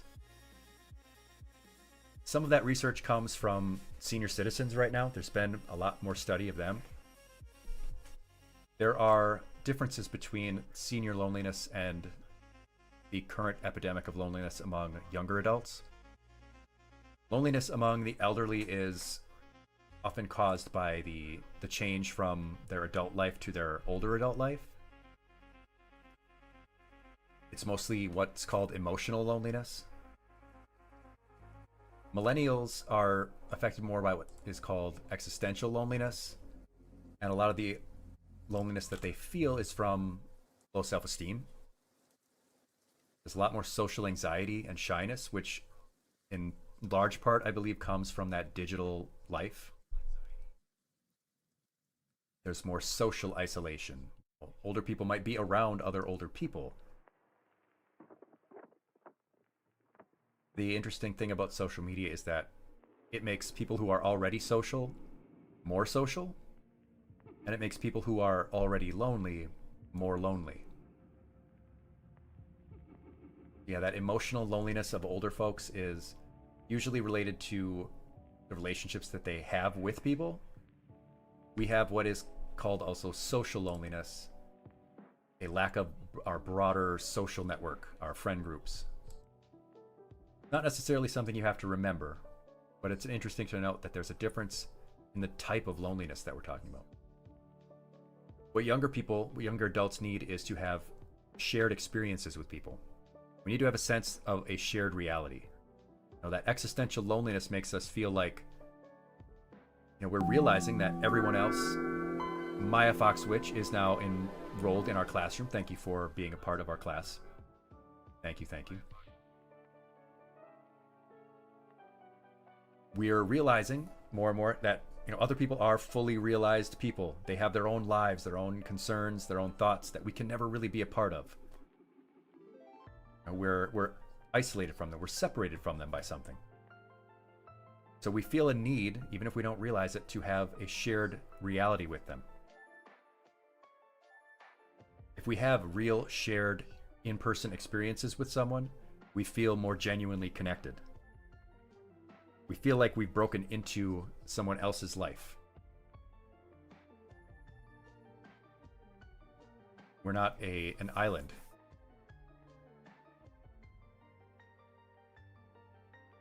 Almost all of those good friends you have, Rao, you say they live out of state. The last one's going to be a dad soon. That will be a big change for them and for you. So, when you make those micro steps, and Maya, you say you love learning and teaching. I do too. I'm so glad that you do. I'm so glad that I started doing this, doing these health-related streams. Trying to do something a little bit different than most educational VTubers. Yes, when you're making those micro steps, trying to just greet people more, trying to make small talk, it's also important to actually engage. You know, you're talking with people, but are you actually engaged with them? Or are you looking at your phone, or thinking about your phone, or thinking about what else is going on in your day? Or are you actually engaged with them fully? You know, it's like when you're watching a movie. Are you actually watching the movie, or are you looking at your phone, thinking about the rest of the day, thinking about what you're going to have for dinner?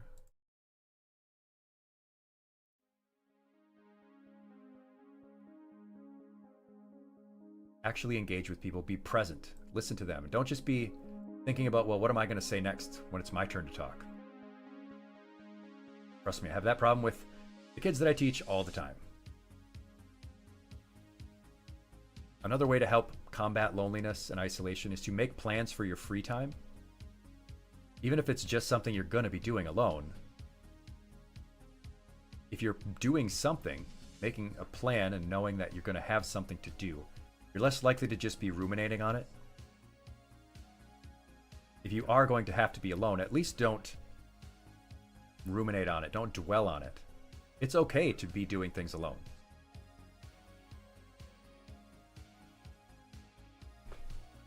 Ivy, you say you have a hard time inviting people to hang out. People always seem too busy. Yeah, and that's one of the other self-reinforcing issues is that I feel lonely. You feel lonely. It would be great if we, you know, hung out. You know, our friend feels lonely. It would be great if we all hung out. But we also feel like, well, they're probably too busy. Maybe they don't want to. We don't make the effort all the time as millennials. It can be hard to be the person who initiates. But if you really want to break free from that isolation, yeah, Rob makes a great point. Just tell them you have tacos. Millennials will show up. A great way, of course, is to turn your digital connections into real ones. You know, there's already shared interests there. There's already shared hobbies and experiences. Like, you know, if you have an interest in retro games. You know, I slapped a Legend of Zelda Ocarina of Time logo on one of the promotional images I made for this lesson. I knew it would cause millennials to show up. If I said I wanted to start a retro game club or meet up with people to talk about retro games, I would probably find some people. There's probably already a group like that in my area. I could, if I felt the desire, meet up with them. But yeah, we are very heavily reliant in this generation to one of my favorite songs, Serious song.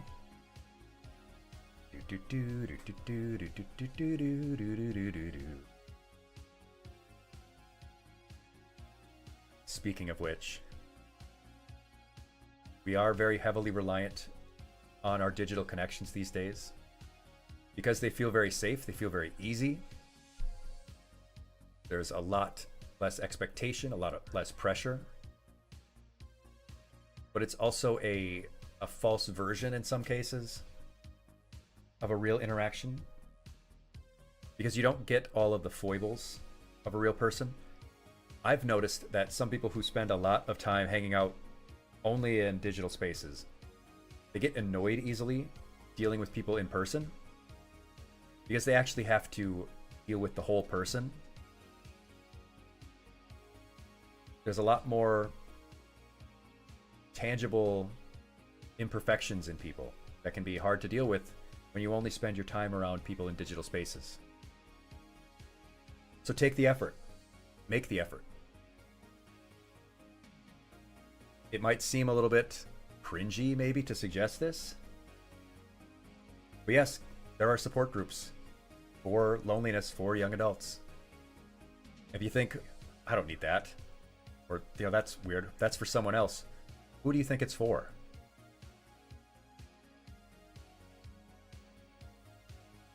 And volunteering, yeah, do it. Actually do it. Even if you only do it once, I think it's a great experience to do. And there are so many ways to do it. You can volunteer at an animal shelter. You only have to do it once and see if you like it. Special Olympics is always looking for people. Always looking for people, even if it's just to hand stuff out at a desk. You're at a little table, you're handing out the t-shirts to competitors. You're doing something, you're being around other people. It helps us practice and maintain our skills for doing things in person with other people. So that could be your heart piece. At least take those first micro steps we talked about. Greet people, engage people with your full attention, make a little small talk. That's our 7th heart piece, and now we get to our 8th and final heart piece to give us 2 full hearts, so we have 1 extra heart, and that is breathing. We started at the top, and now we're going to end with it.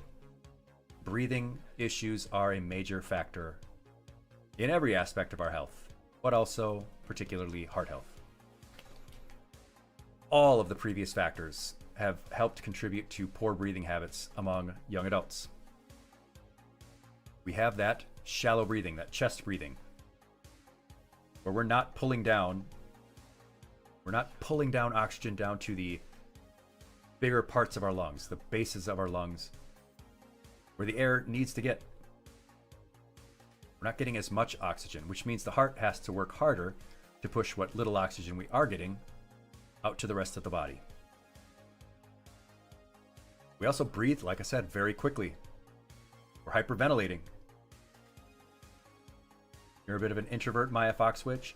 I think that's perfectly reasonable balance to have some online in real life interactions, and a lot of online interaction.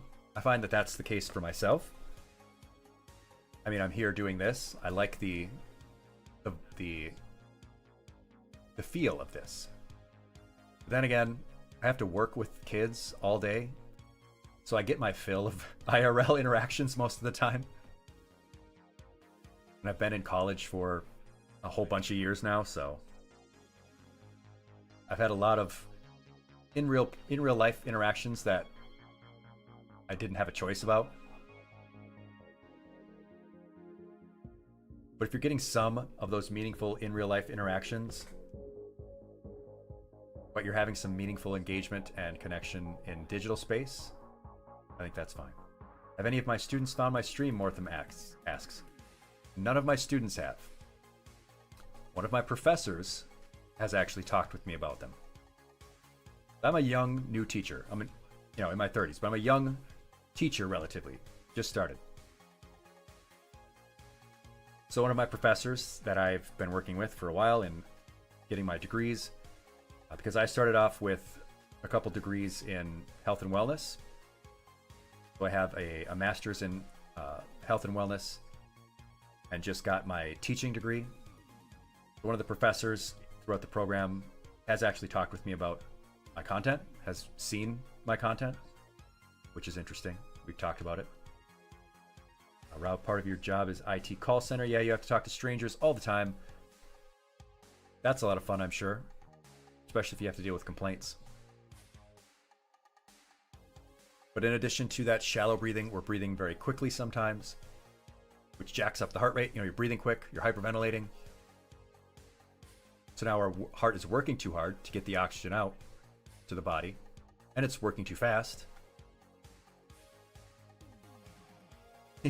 Yeah, you're supposed to pull the air down deep. We'll go do that breathing exercise in just a minute, because we're talking about diaphragmatic breathing, and we're going to do a 4-7-8 breathing exercise. Posture plays a big role in breathing too, so that's why we're going to talk about sitting up straight. Good breathing reduces your stress, it regulates your peripheral nervous system, which is your rest and digest part. So for this 8th heart piece, a simple change we can make is to do some of that diaphragmatic breathing. And all you need to do is a couple minutes of it. We're going to do 1 minute of it together. This is what we did at the top of the stream, and what we do before every stream, because it's just that important. This is our 4-7-8 breathing exercise. For those who were not here at the start, if you don't know how to do this, sit up nice and straight. But be comfortable. Don't be rigid, be relaxed. Unclench your jaw and roll your shoulders back a little bit.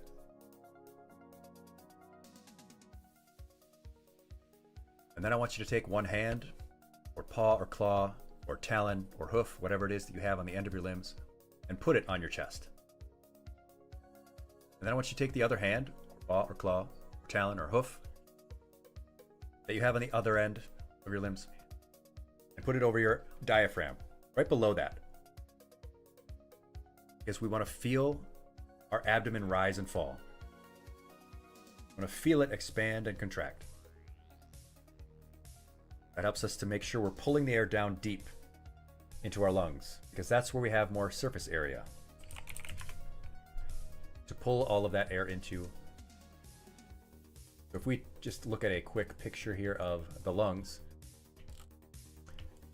if we breathe only into this upper area, there's not a whole lot of surface area to get the oxygen into the arterioles. These bottom sections, the bottom lobes, that's where we want to get the air down into. So now that we've got our hands on our abdomen and our diaphragm, when we breathe in, we're going to breathe in through our nose. Then we're going to hold it gently. And then we're going to breathe out through our lips, through our pursed lips. It's 4 seconds inhale, 7 seconds of holding, and 8 seconds of exhalation. We're going to do it together when the pink ball hits the top of the circle. So get ready. Actually follow along. And I'll tell you when to go. Ready? Breathe in. Hold it.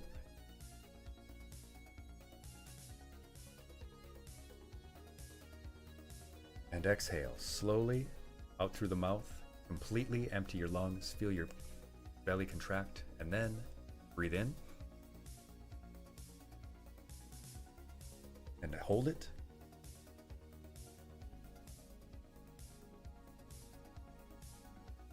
And exhale. Nice and slow. Don't have to pull in really hard or exhale hard. One more time, breathe in. And hold it.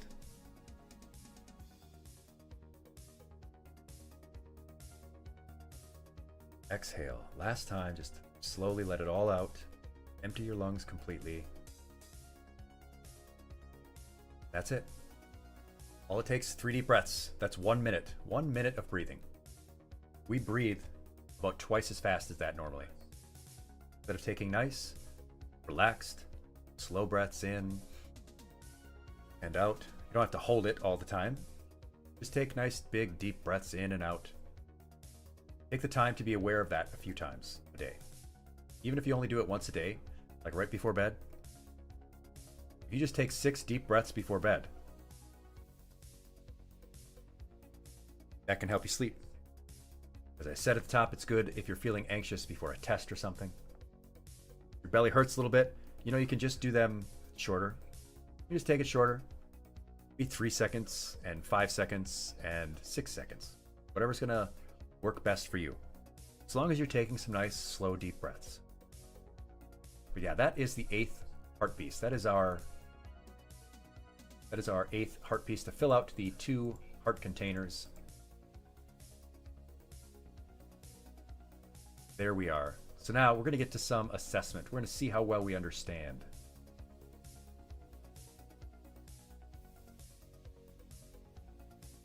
Remember the things we talked about. Breathing practice, drugs, stress and mental health,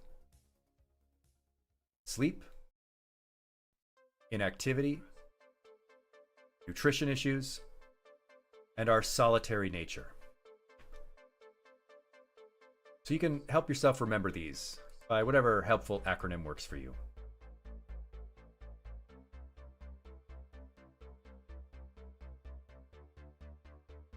You can remember the B by, hey, breathing. I should remember to do a breathing practice. You know those drugs? I should probably decrease the substances a little bit. For stress, slow down, relax. Mental health, just keep managing your conditions, working with your healthcare. Make sure to set aside real time for sleep. It can contribute to anxiety. Yes, Maya. Good, deep, regular breathing helps to slow the heart rate, helps to reduce blood pressure. It's not going to cure anything, obviously, but it can help reduce symptoms. Yeah, for inactivity, increase your movement. Find some new substitutes for improving your nutrition. Those subtle swaps we talked about. When it comes to being solitary, seek out some community. What are you talking about, Rao? What's everyone laughing about?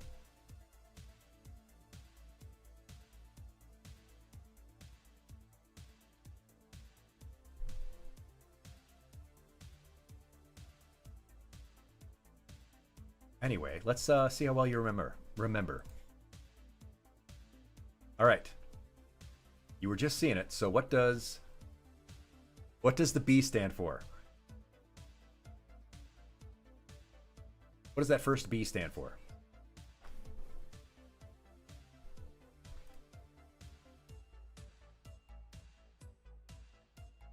I say that explains why you had heart pains, but meds helped.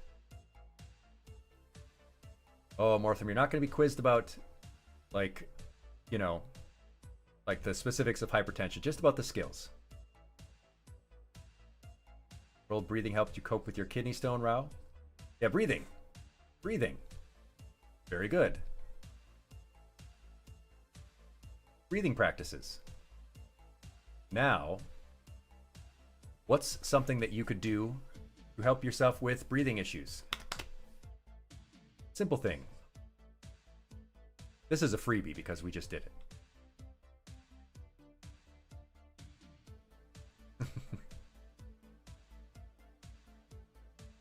What is drugs?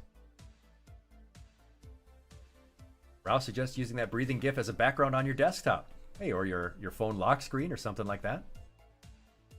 That's possible. Oh, Bit Shepherd, thank you for the clip and thank you for all of your help. If you have to head out, thank you. Yeah, you can do that breathing exercise. Oh, look. A treasure chest from the Ocarina of Time just opened up. And we have a heart piece. So what did that first D stand for? Somebody give me the D.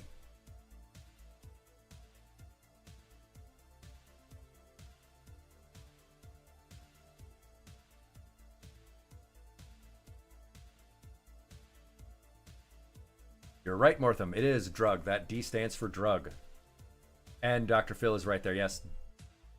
Decrease substances. So that smell, it's drugs. So what should we do? What's a small way that you can help decrease your substances?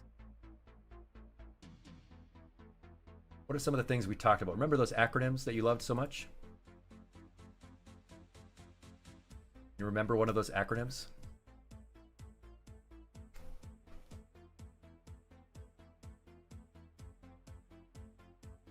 Some of you were really interested in those acronyms.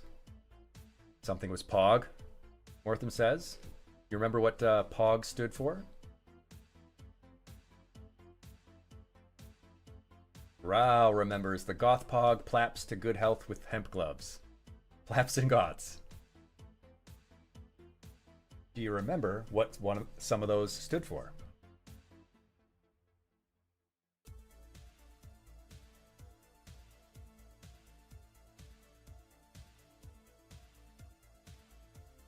And we went through them pretty quickly, but we did a whole lesson on them in the past that we can always go check on.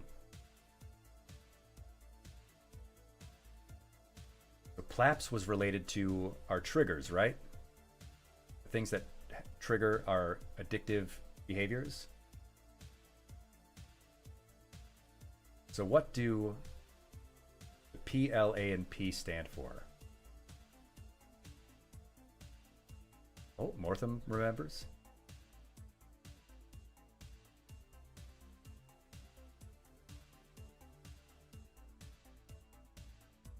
It's all coming back to you now. Plans. Plans. People, locations, actions, plans. Yes. Think about the people, the places, the things that you're doing, plans that you're making that might involve those substances you're trying to decrease. Yeah. And POG, of course, was keeping track of the progress of our goals. Progress of our goals.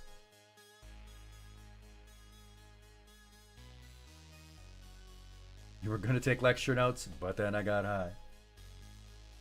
Hemp was the things that you can do to replace those addictive behaviors, right? So the H is for... And the E is for... The E is for exercise. Do you remember what the H was for? Hobbies. There we go, Rao. Yes. So that treasure chest has opened up. And it's another heart piece. You got late to class. That's all right, Maya. This is why we do a nice little review, a recap. So that S. There are a couple of S's, so I'll give you either of them, any of them, if you get one of them.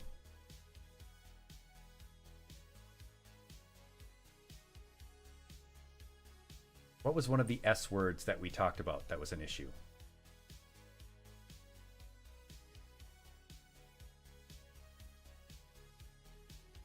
Sleep. Sleep. Rao's got that one. Hey, sleep, your old nemesis. So that's going to be later on down here, but you got one of the S words, so we'll say that this one was slow down. Or that was the, yeah, stress one. So what was one of the things we talked about with reducing stress?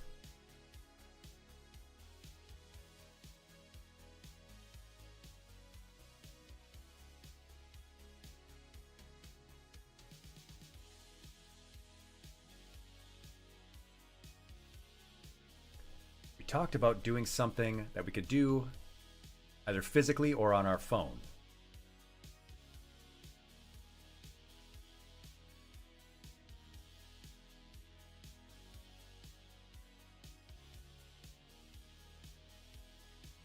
Rao is being a great noodle, remembering that we were talking about journaling.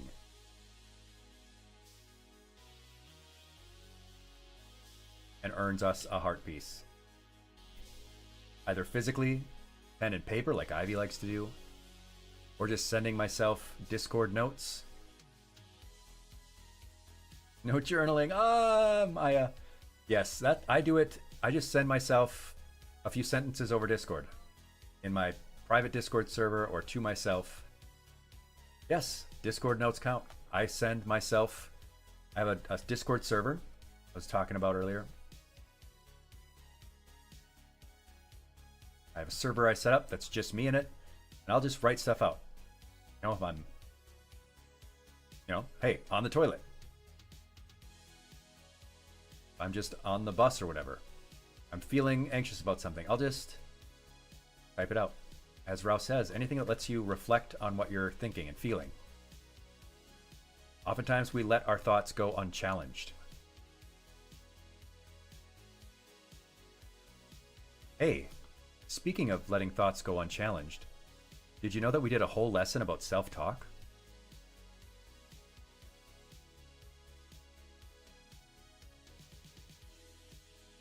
Just a little plug there for the fact that, hey, we've talked about these topics before. And there we go, Rao. There's the VODs list, our VODs playlist on YouTube. That M was for manage our conditions, managing our mental health.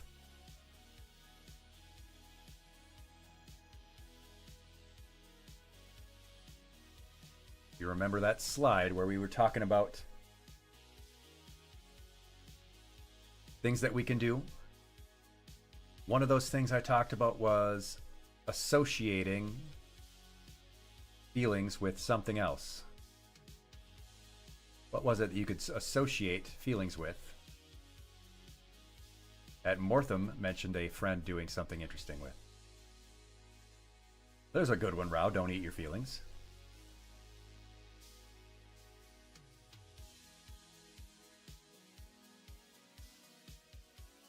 How do we do that, Maya? Very carefully.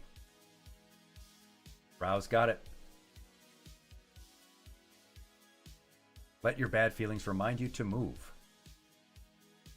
Hey, you're feeling something. You're feeling something that is causing you distress. You can't do anything about it at the moment. Get up and work out that energy. I don't mean work out. I just mean at least walk around or something. I pace a lot. It doesn't change the fact that I've got something going on in life that I'm struggling with, but at least I'm not just ruminating on the problem. Shaky leg doesn't count. Your restless leg syndrome, if Rao remembers the restless leg meme, probably does. It's this next S. Now that we've got our heart piece, is setting aside time for, well, Rao said it, so sleep. We went over 4 things. We went over 4 things related to sleep, 4 tips and tricks that you should use. Some of you thought, no, I don't want to do that one. So I know you know some of these tips we're talking about. What were one of the 4 things we mentioned in helping you get better sleep? Maya say your mom taught you to suppress your emotions. Yeah, that's a big millennial issue too. We had a Gen X and late boomer upbringing that really did not want to address those issues.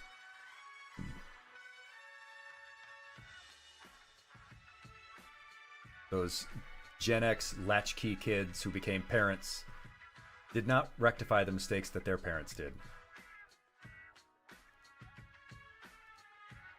Rao and Ivy say the bed is only for sleeping. Yep. Associate your bed with just sleep. Don't use it for TV area. Yep, have your routine. Hello, Snowfox. Our good friend Snowfox. You use the bed for all sorts of other things. The bed should be used for 2 main issues. Sleep and, I don't know how else to put this, sleeping with someone else. Try to use it only for those 2 things if possible. Or just the one, just the former, if you know, not interested in the latter, it's fine. Snowfox likes our BDSM Sins acronym. Yep, sleep in the laundry. You can use your bed as a laundry hamper too. Mortham needs to buy a new bed. They're ergonomically bad. Yeah, a new mattress some time back was a huge game changer for me for sleep. So what was the I? What was the I that we had?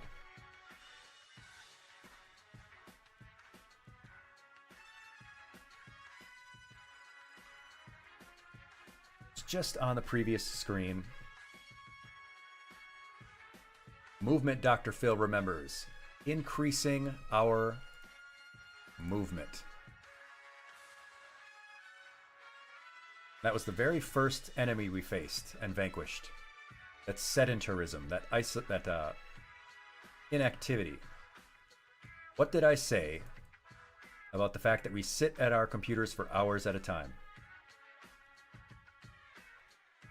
Investigate the Shagohad.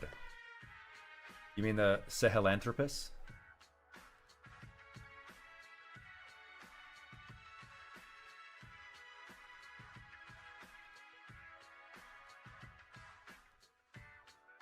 You mean I for Operation Intrude? Perfectly fitting for the song that we have playing right now. Yep, the need to schmoove. Get up ideally every hour. At least don't sit doing nothing without moving very much. for more than an hour. Set aside those reminders. And our treasure chest opens with another heart piece. And there's an N. There's an N. We bought the vowel with the I. What's the N stand for?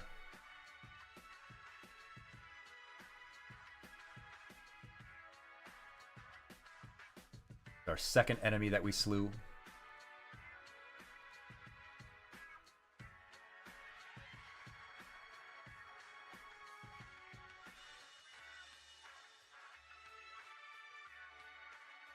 Substitutes?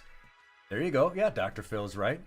We're talking about nutrition substitutes. Mortham can't Slav squat. I tried to Slav squat. I'm not a Slav.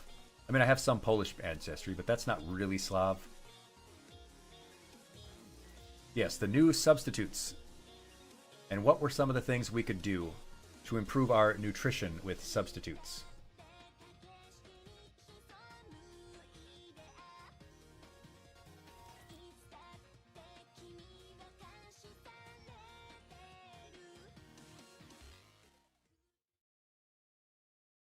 Let me say your ankles give away that you're an American spy. New drugs, Mortham says? No. Aya is a Slav Nord. A Nord Slav? A Slav Nord? Talked about making some substitutions in our nutrition. I showed a big bag of something, right?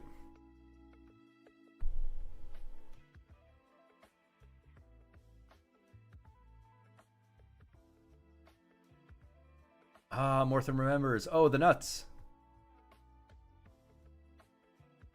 Yes, the nuts. The nuts and dried fruit. Just making simple changes. Cranberries. Yep, I had the cranberry dried fruit. $7 for 3 pounds. Cheap, healthy nutrition. Yep. Making substitutes, getting some better snacks. Start off with that for a nutrition change. Better snacks and cheap online, yeah. Don't go to the gas station and buy a container of Pringles that aren't even allowed to be called potato chips. Pickles? Oh, Nomi. If Nomi was here, they would love that answer. Nomi eats pickles and drinks pickle juice. Pickles are great as snacks. They're low calorie. Cucumbers have basically no calories, so it's just pickled cucumbers. I've got an enormous jar of pickles in the fridge right now. It's truly humongous. Humongous.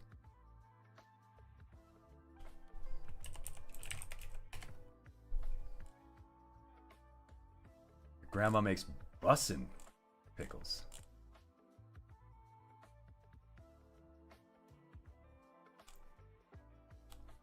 Wished you liked pickles, Dr. Phil. I like pickles as a snack. I don't necessarily like pickles as a topping on things. I know people like relish or they like pickles on their burgers. Unless it's like a spicy pickle. I like that. All right, so we have one more S. One more S to go.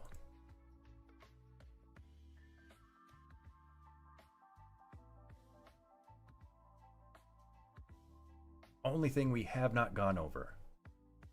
The S, or what enemy it is that we slew.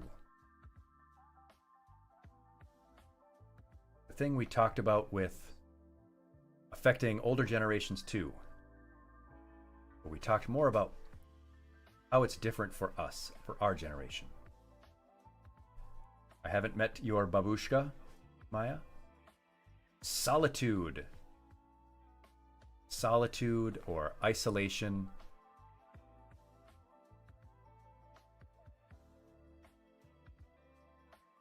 Breathing, substances, slowing down, conditions, slowly.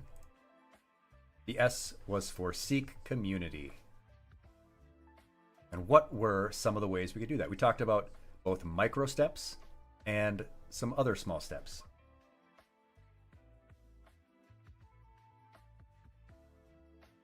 I know you should be able to remember one of those micro steps we talked about.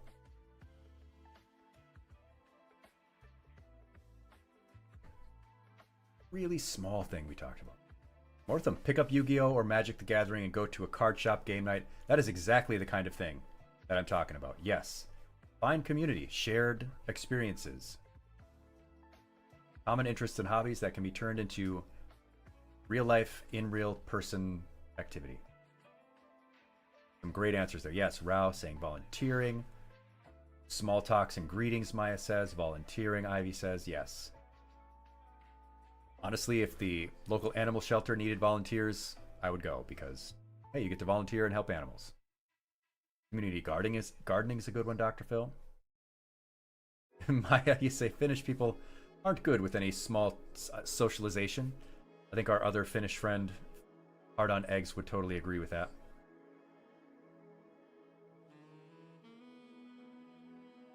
But it's also very cold and very dark there.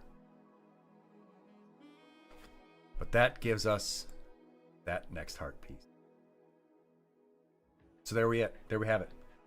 We've got all the heart pieces. We're ready to press start on the game. This is the last little section. The game has begun. You're in the tutorial stage. So I want to know, what is one small change that you feel ready to commit to right now? It's one change that you feel like, you know what, that's a small, easy thing. That's a small win. That's an easy dub that I can take and add to my life.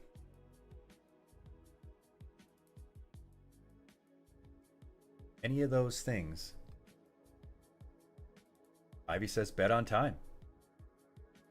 Yeah, you can just set a reminder. I put it in my Google Calendar. It sends my phone a little text. Hey, it's time for bed. Rouse saying ditch the snackaroos, snackadoodles. Nutrition for sure. Mortham, you say you didn't even think about online ordering snacks. I love having a big bulk of almonds and cranberries in my pantry. I can just throw a bunch of them in a Ziploc bag and throw it into my gym bag or my backpack. You know those Nutrigrain granola bars? They're not the healthiest thing in the world, but you can get a giant package of them for like $15, and it's got like 40 of those little green packages in them. Whereas they're like $2 for one at the store. You love the cold and dark, Maya? I live in the unfortunately cold and dark at times Great Lakes area. I prefer the summer, to be honest.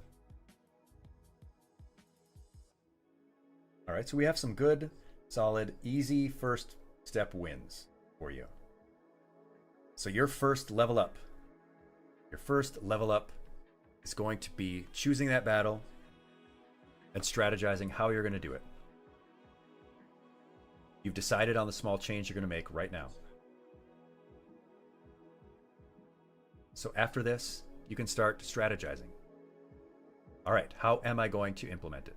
Like putting in that reminder, or finding the online store you want to do. Yeah, making a wish list, making a little shopping list. If it was, say, stress journaling, download the app. You know, you could download a journaling app right now.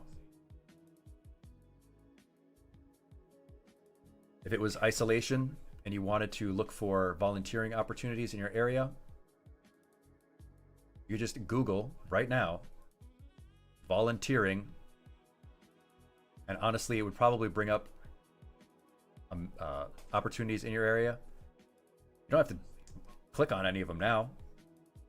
You just copy that link, put it into your Discord, and then it's there for you to do tomorrow after you've got a good night's rest tonight. Utilizing that forgotten server, Dr. Phil, that's a great idea. I've got so many like little notes and like images that I was like, well, that's a cool picture, but I'm on my phone, I want it on my PC. I'll just paste it into my Discord and save it when I get home. Mortham, you say checking Yu-Gi-Oh! Night? Yeah. Go to the little hobby store or whatever in your area. Those are all really great strategies that you're talking about. You say you're gonna watch my VODs? Great. I always love hearing that. One of the reasons why we do this kind of content. You know, I could just give fun facts like a lot of other educational VTubers, or focus on the information, the knowledge, rather than skill stuff. Yes, it is Aegis.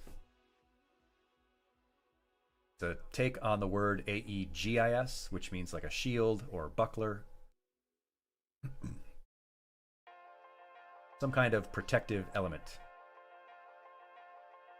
Aegis was the name of a D&D character I had a few years ago. I was like, that's a cool name. That's me. Like Aegis. Yeah, like Aegis, but with like more of a J. Aegis. Shield of Athena, gifted by Zeus. Yes, that is the Aegis, where the word comes from.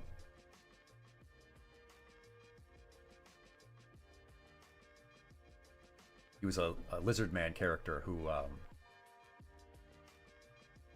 was going to defeat the final boss. We never got to finish the story, but it would have been he defeated the final boss, tragically died in the process. It was going to be great. Yeah, that's why I do this kind of content, because it's still relevant to someone later on. A year from now, someone might still be interested in watching it. I try not to just do disposable content, you know. It is in the vein of the GIF. Of course, it is GIF. GIF is for peanut butter,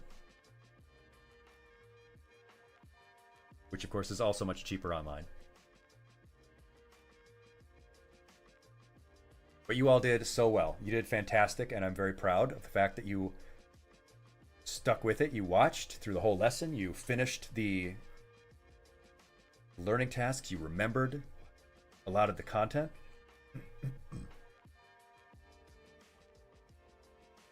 Now, all I have left for you here is to let me know if you have any questions about this.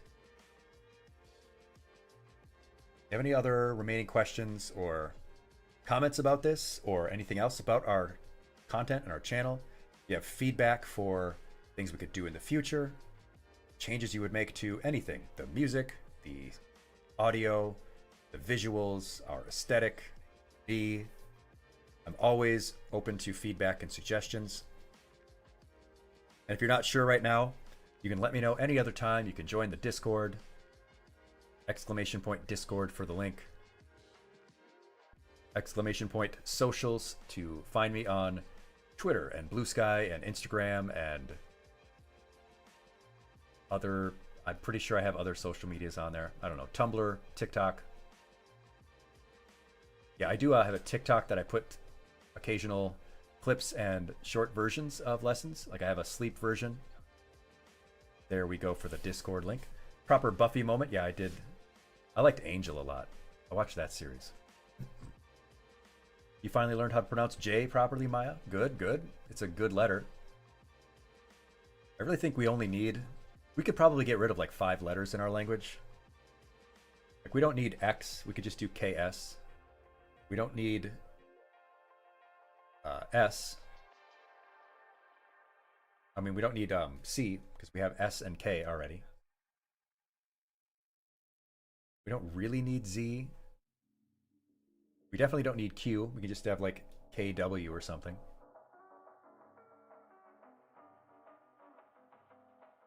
Yeah, we could probably get rid of a couple of letters in our language. But anyways, yeah, if you don't have any questions, comments, feedback, suggestions, rude hand gestures for me off the top of your head, if you think of any, you can always hit me up later on socials or the Discord. Get rid of the extra letters and the penny. Oh my, you speak 3 languages already. That's more impressive than most people I know. But if that's all, congratulations, Dr. Phil, and to everyone else. I'm so glad you thought it was nice, and you have completed our Heart Health for Millennials class. And you can get your certificate of completion in the Discord. I will send you each a copy if you want one with your name on it. I mean, not physically. I'm not going to ask for your mailing address. That would be awkward. But I will send you this PNG with your name on it. Try to do this for every lesson. And it is indeed impressive. Congratulations, all.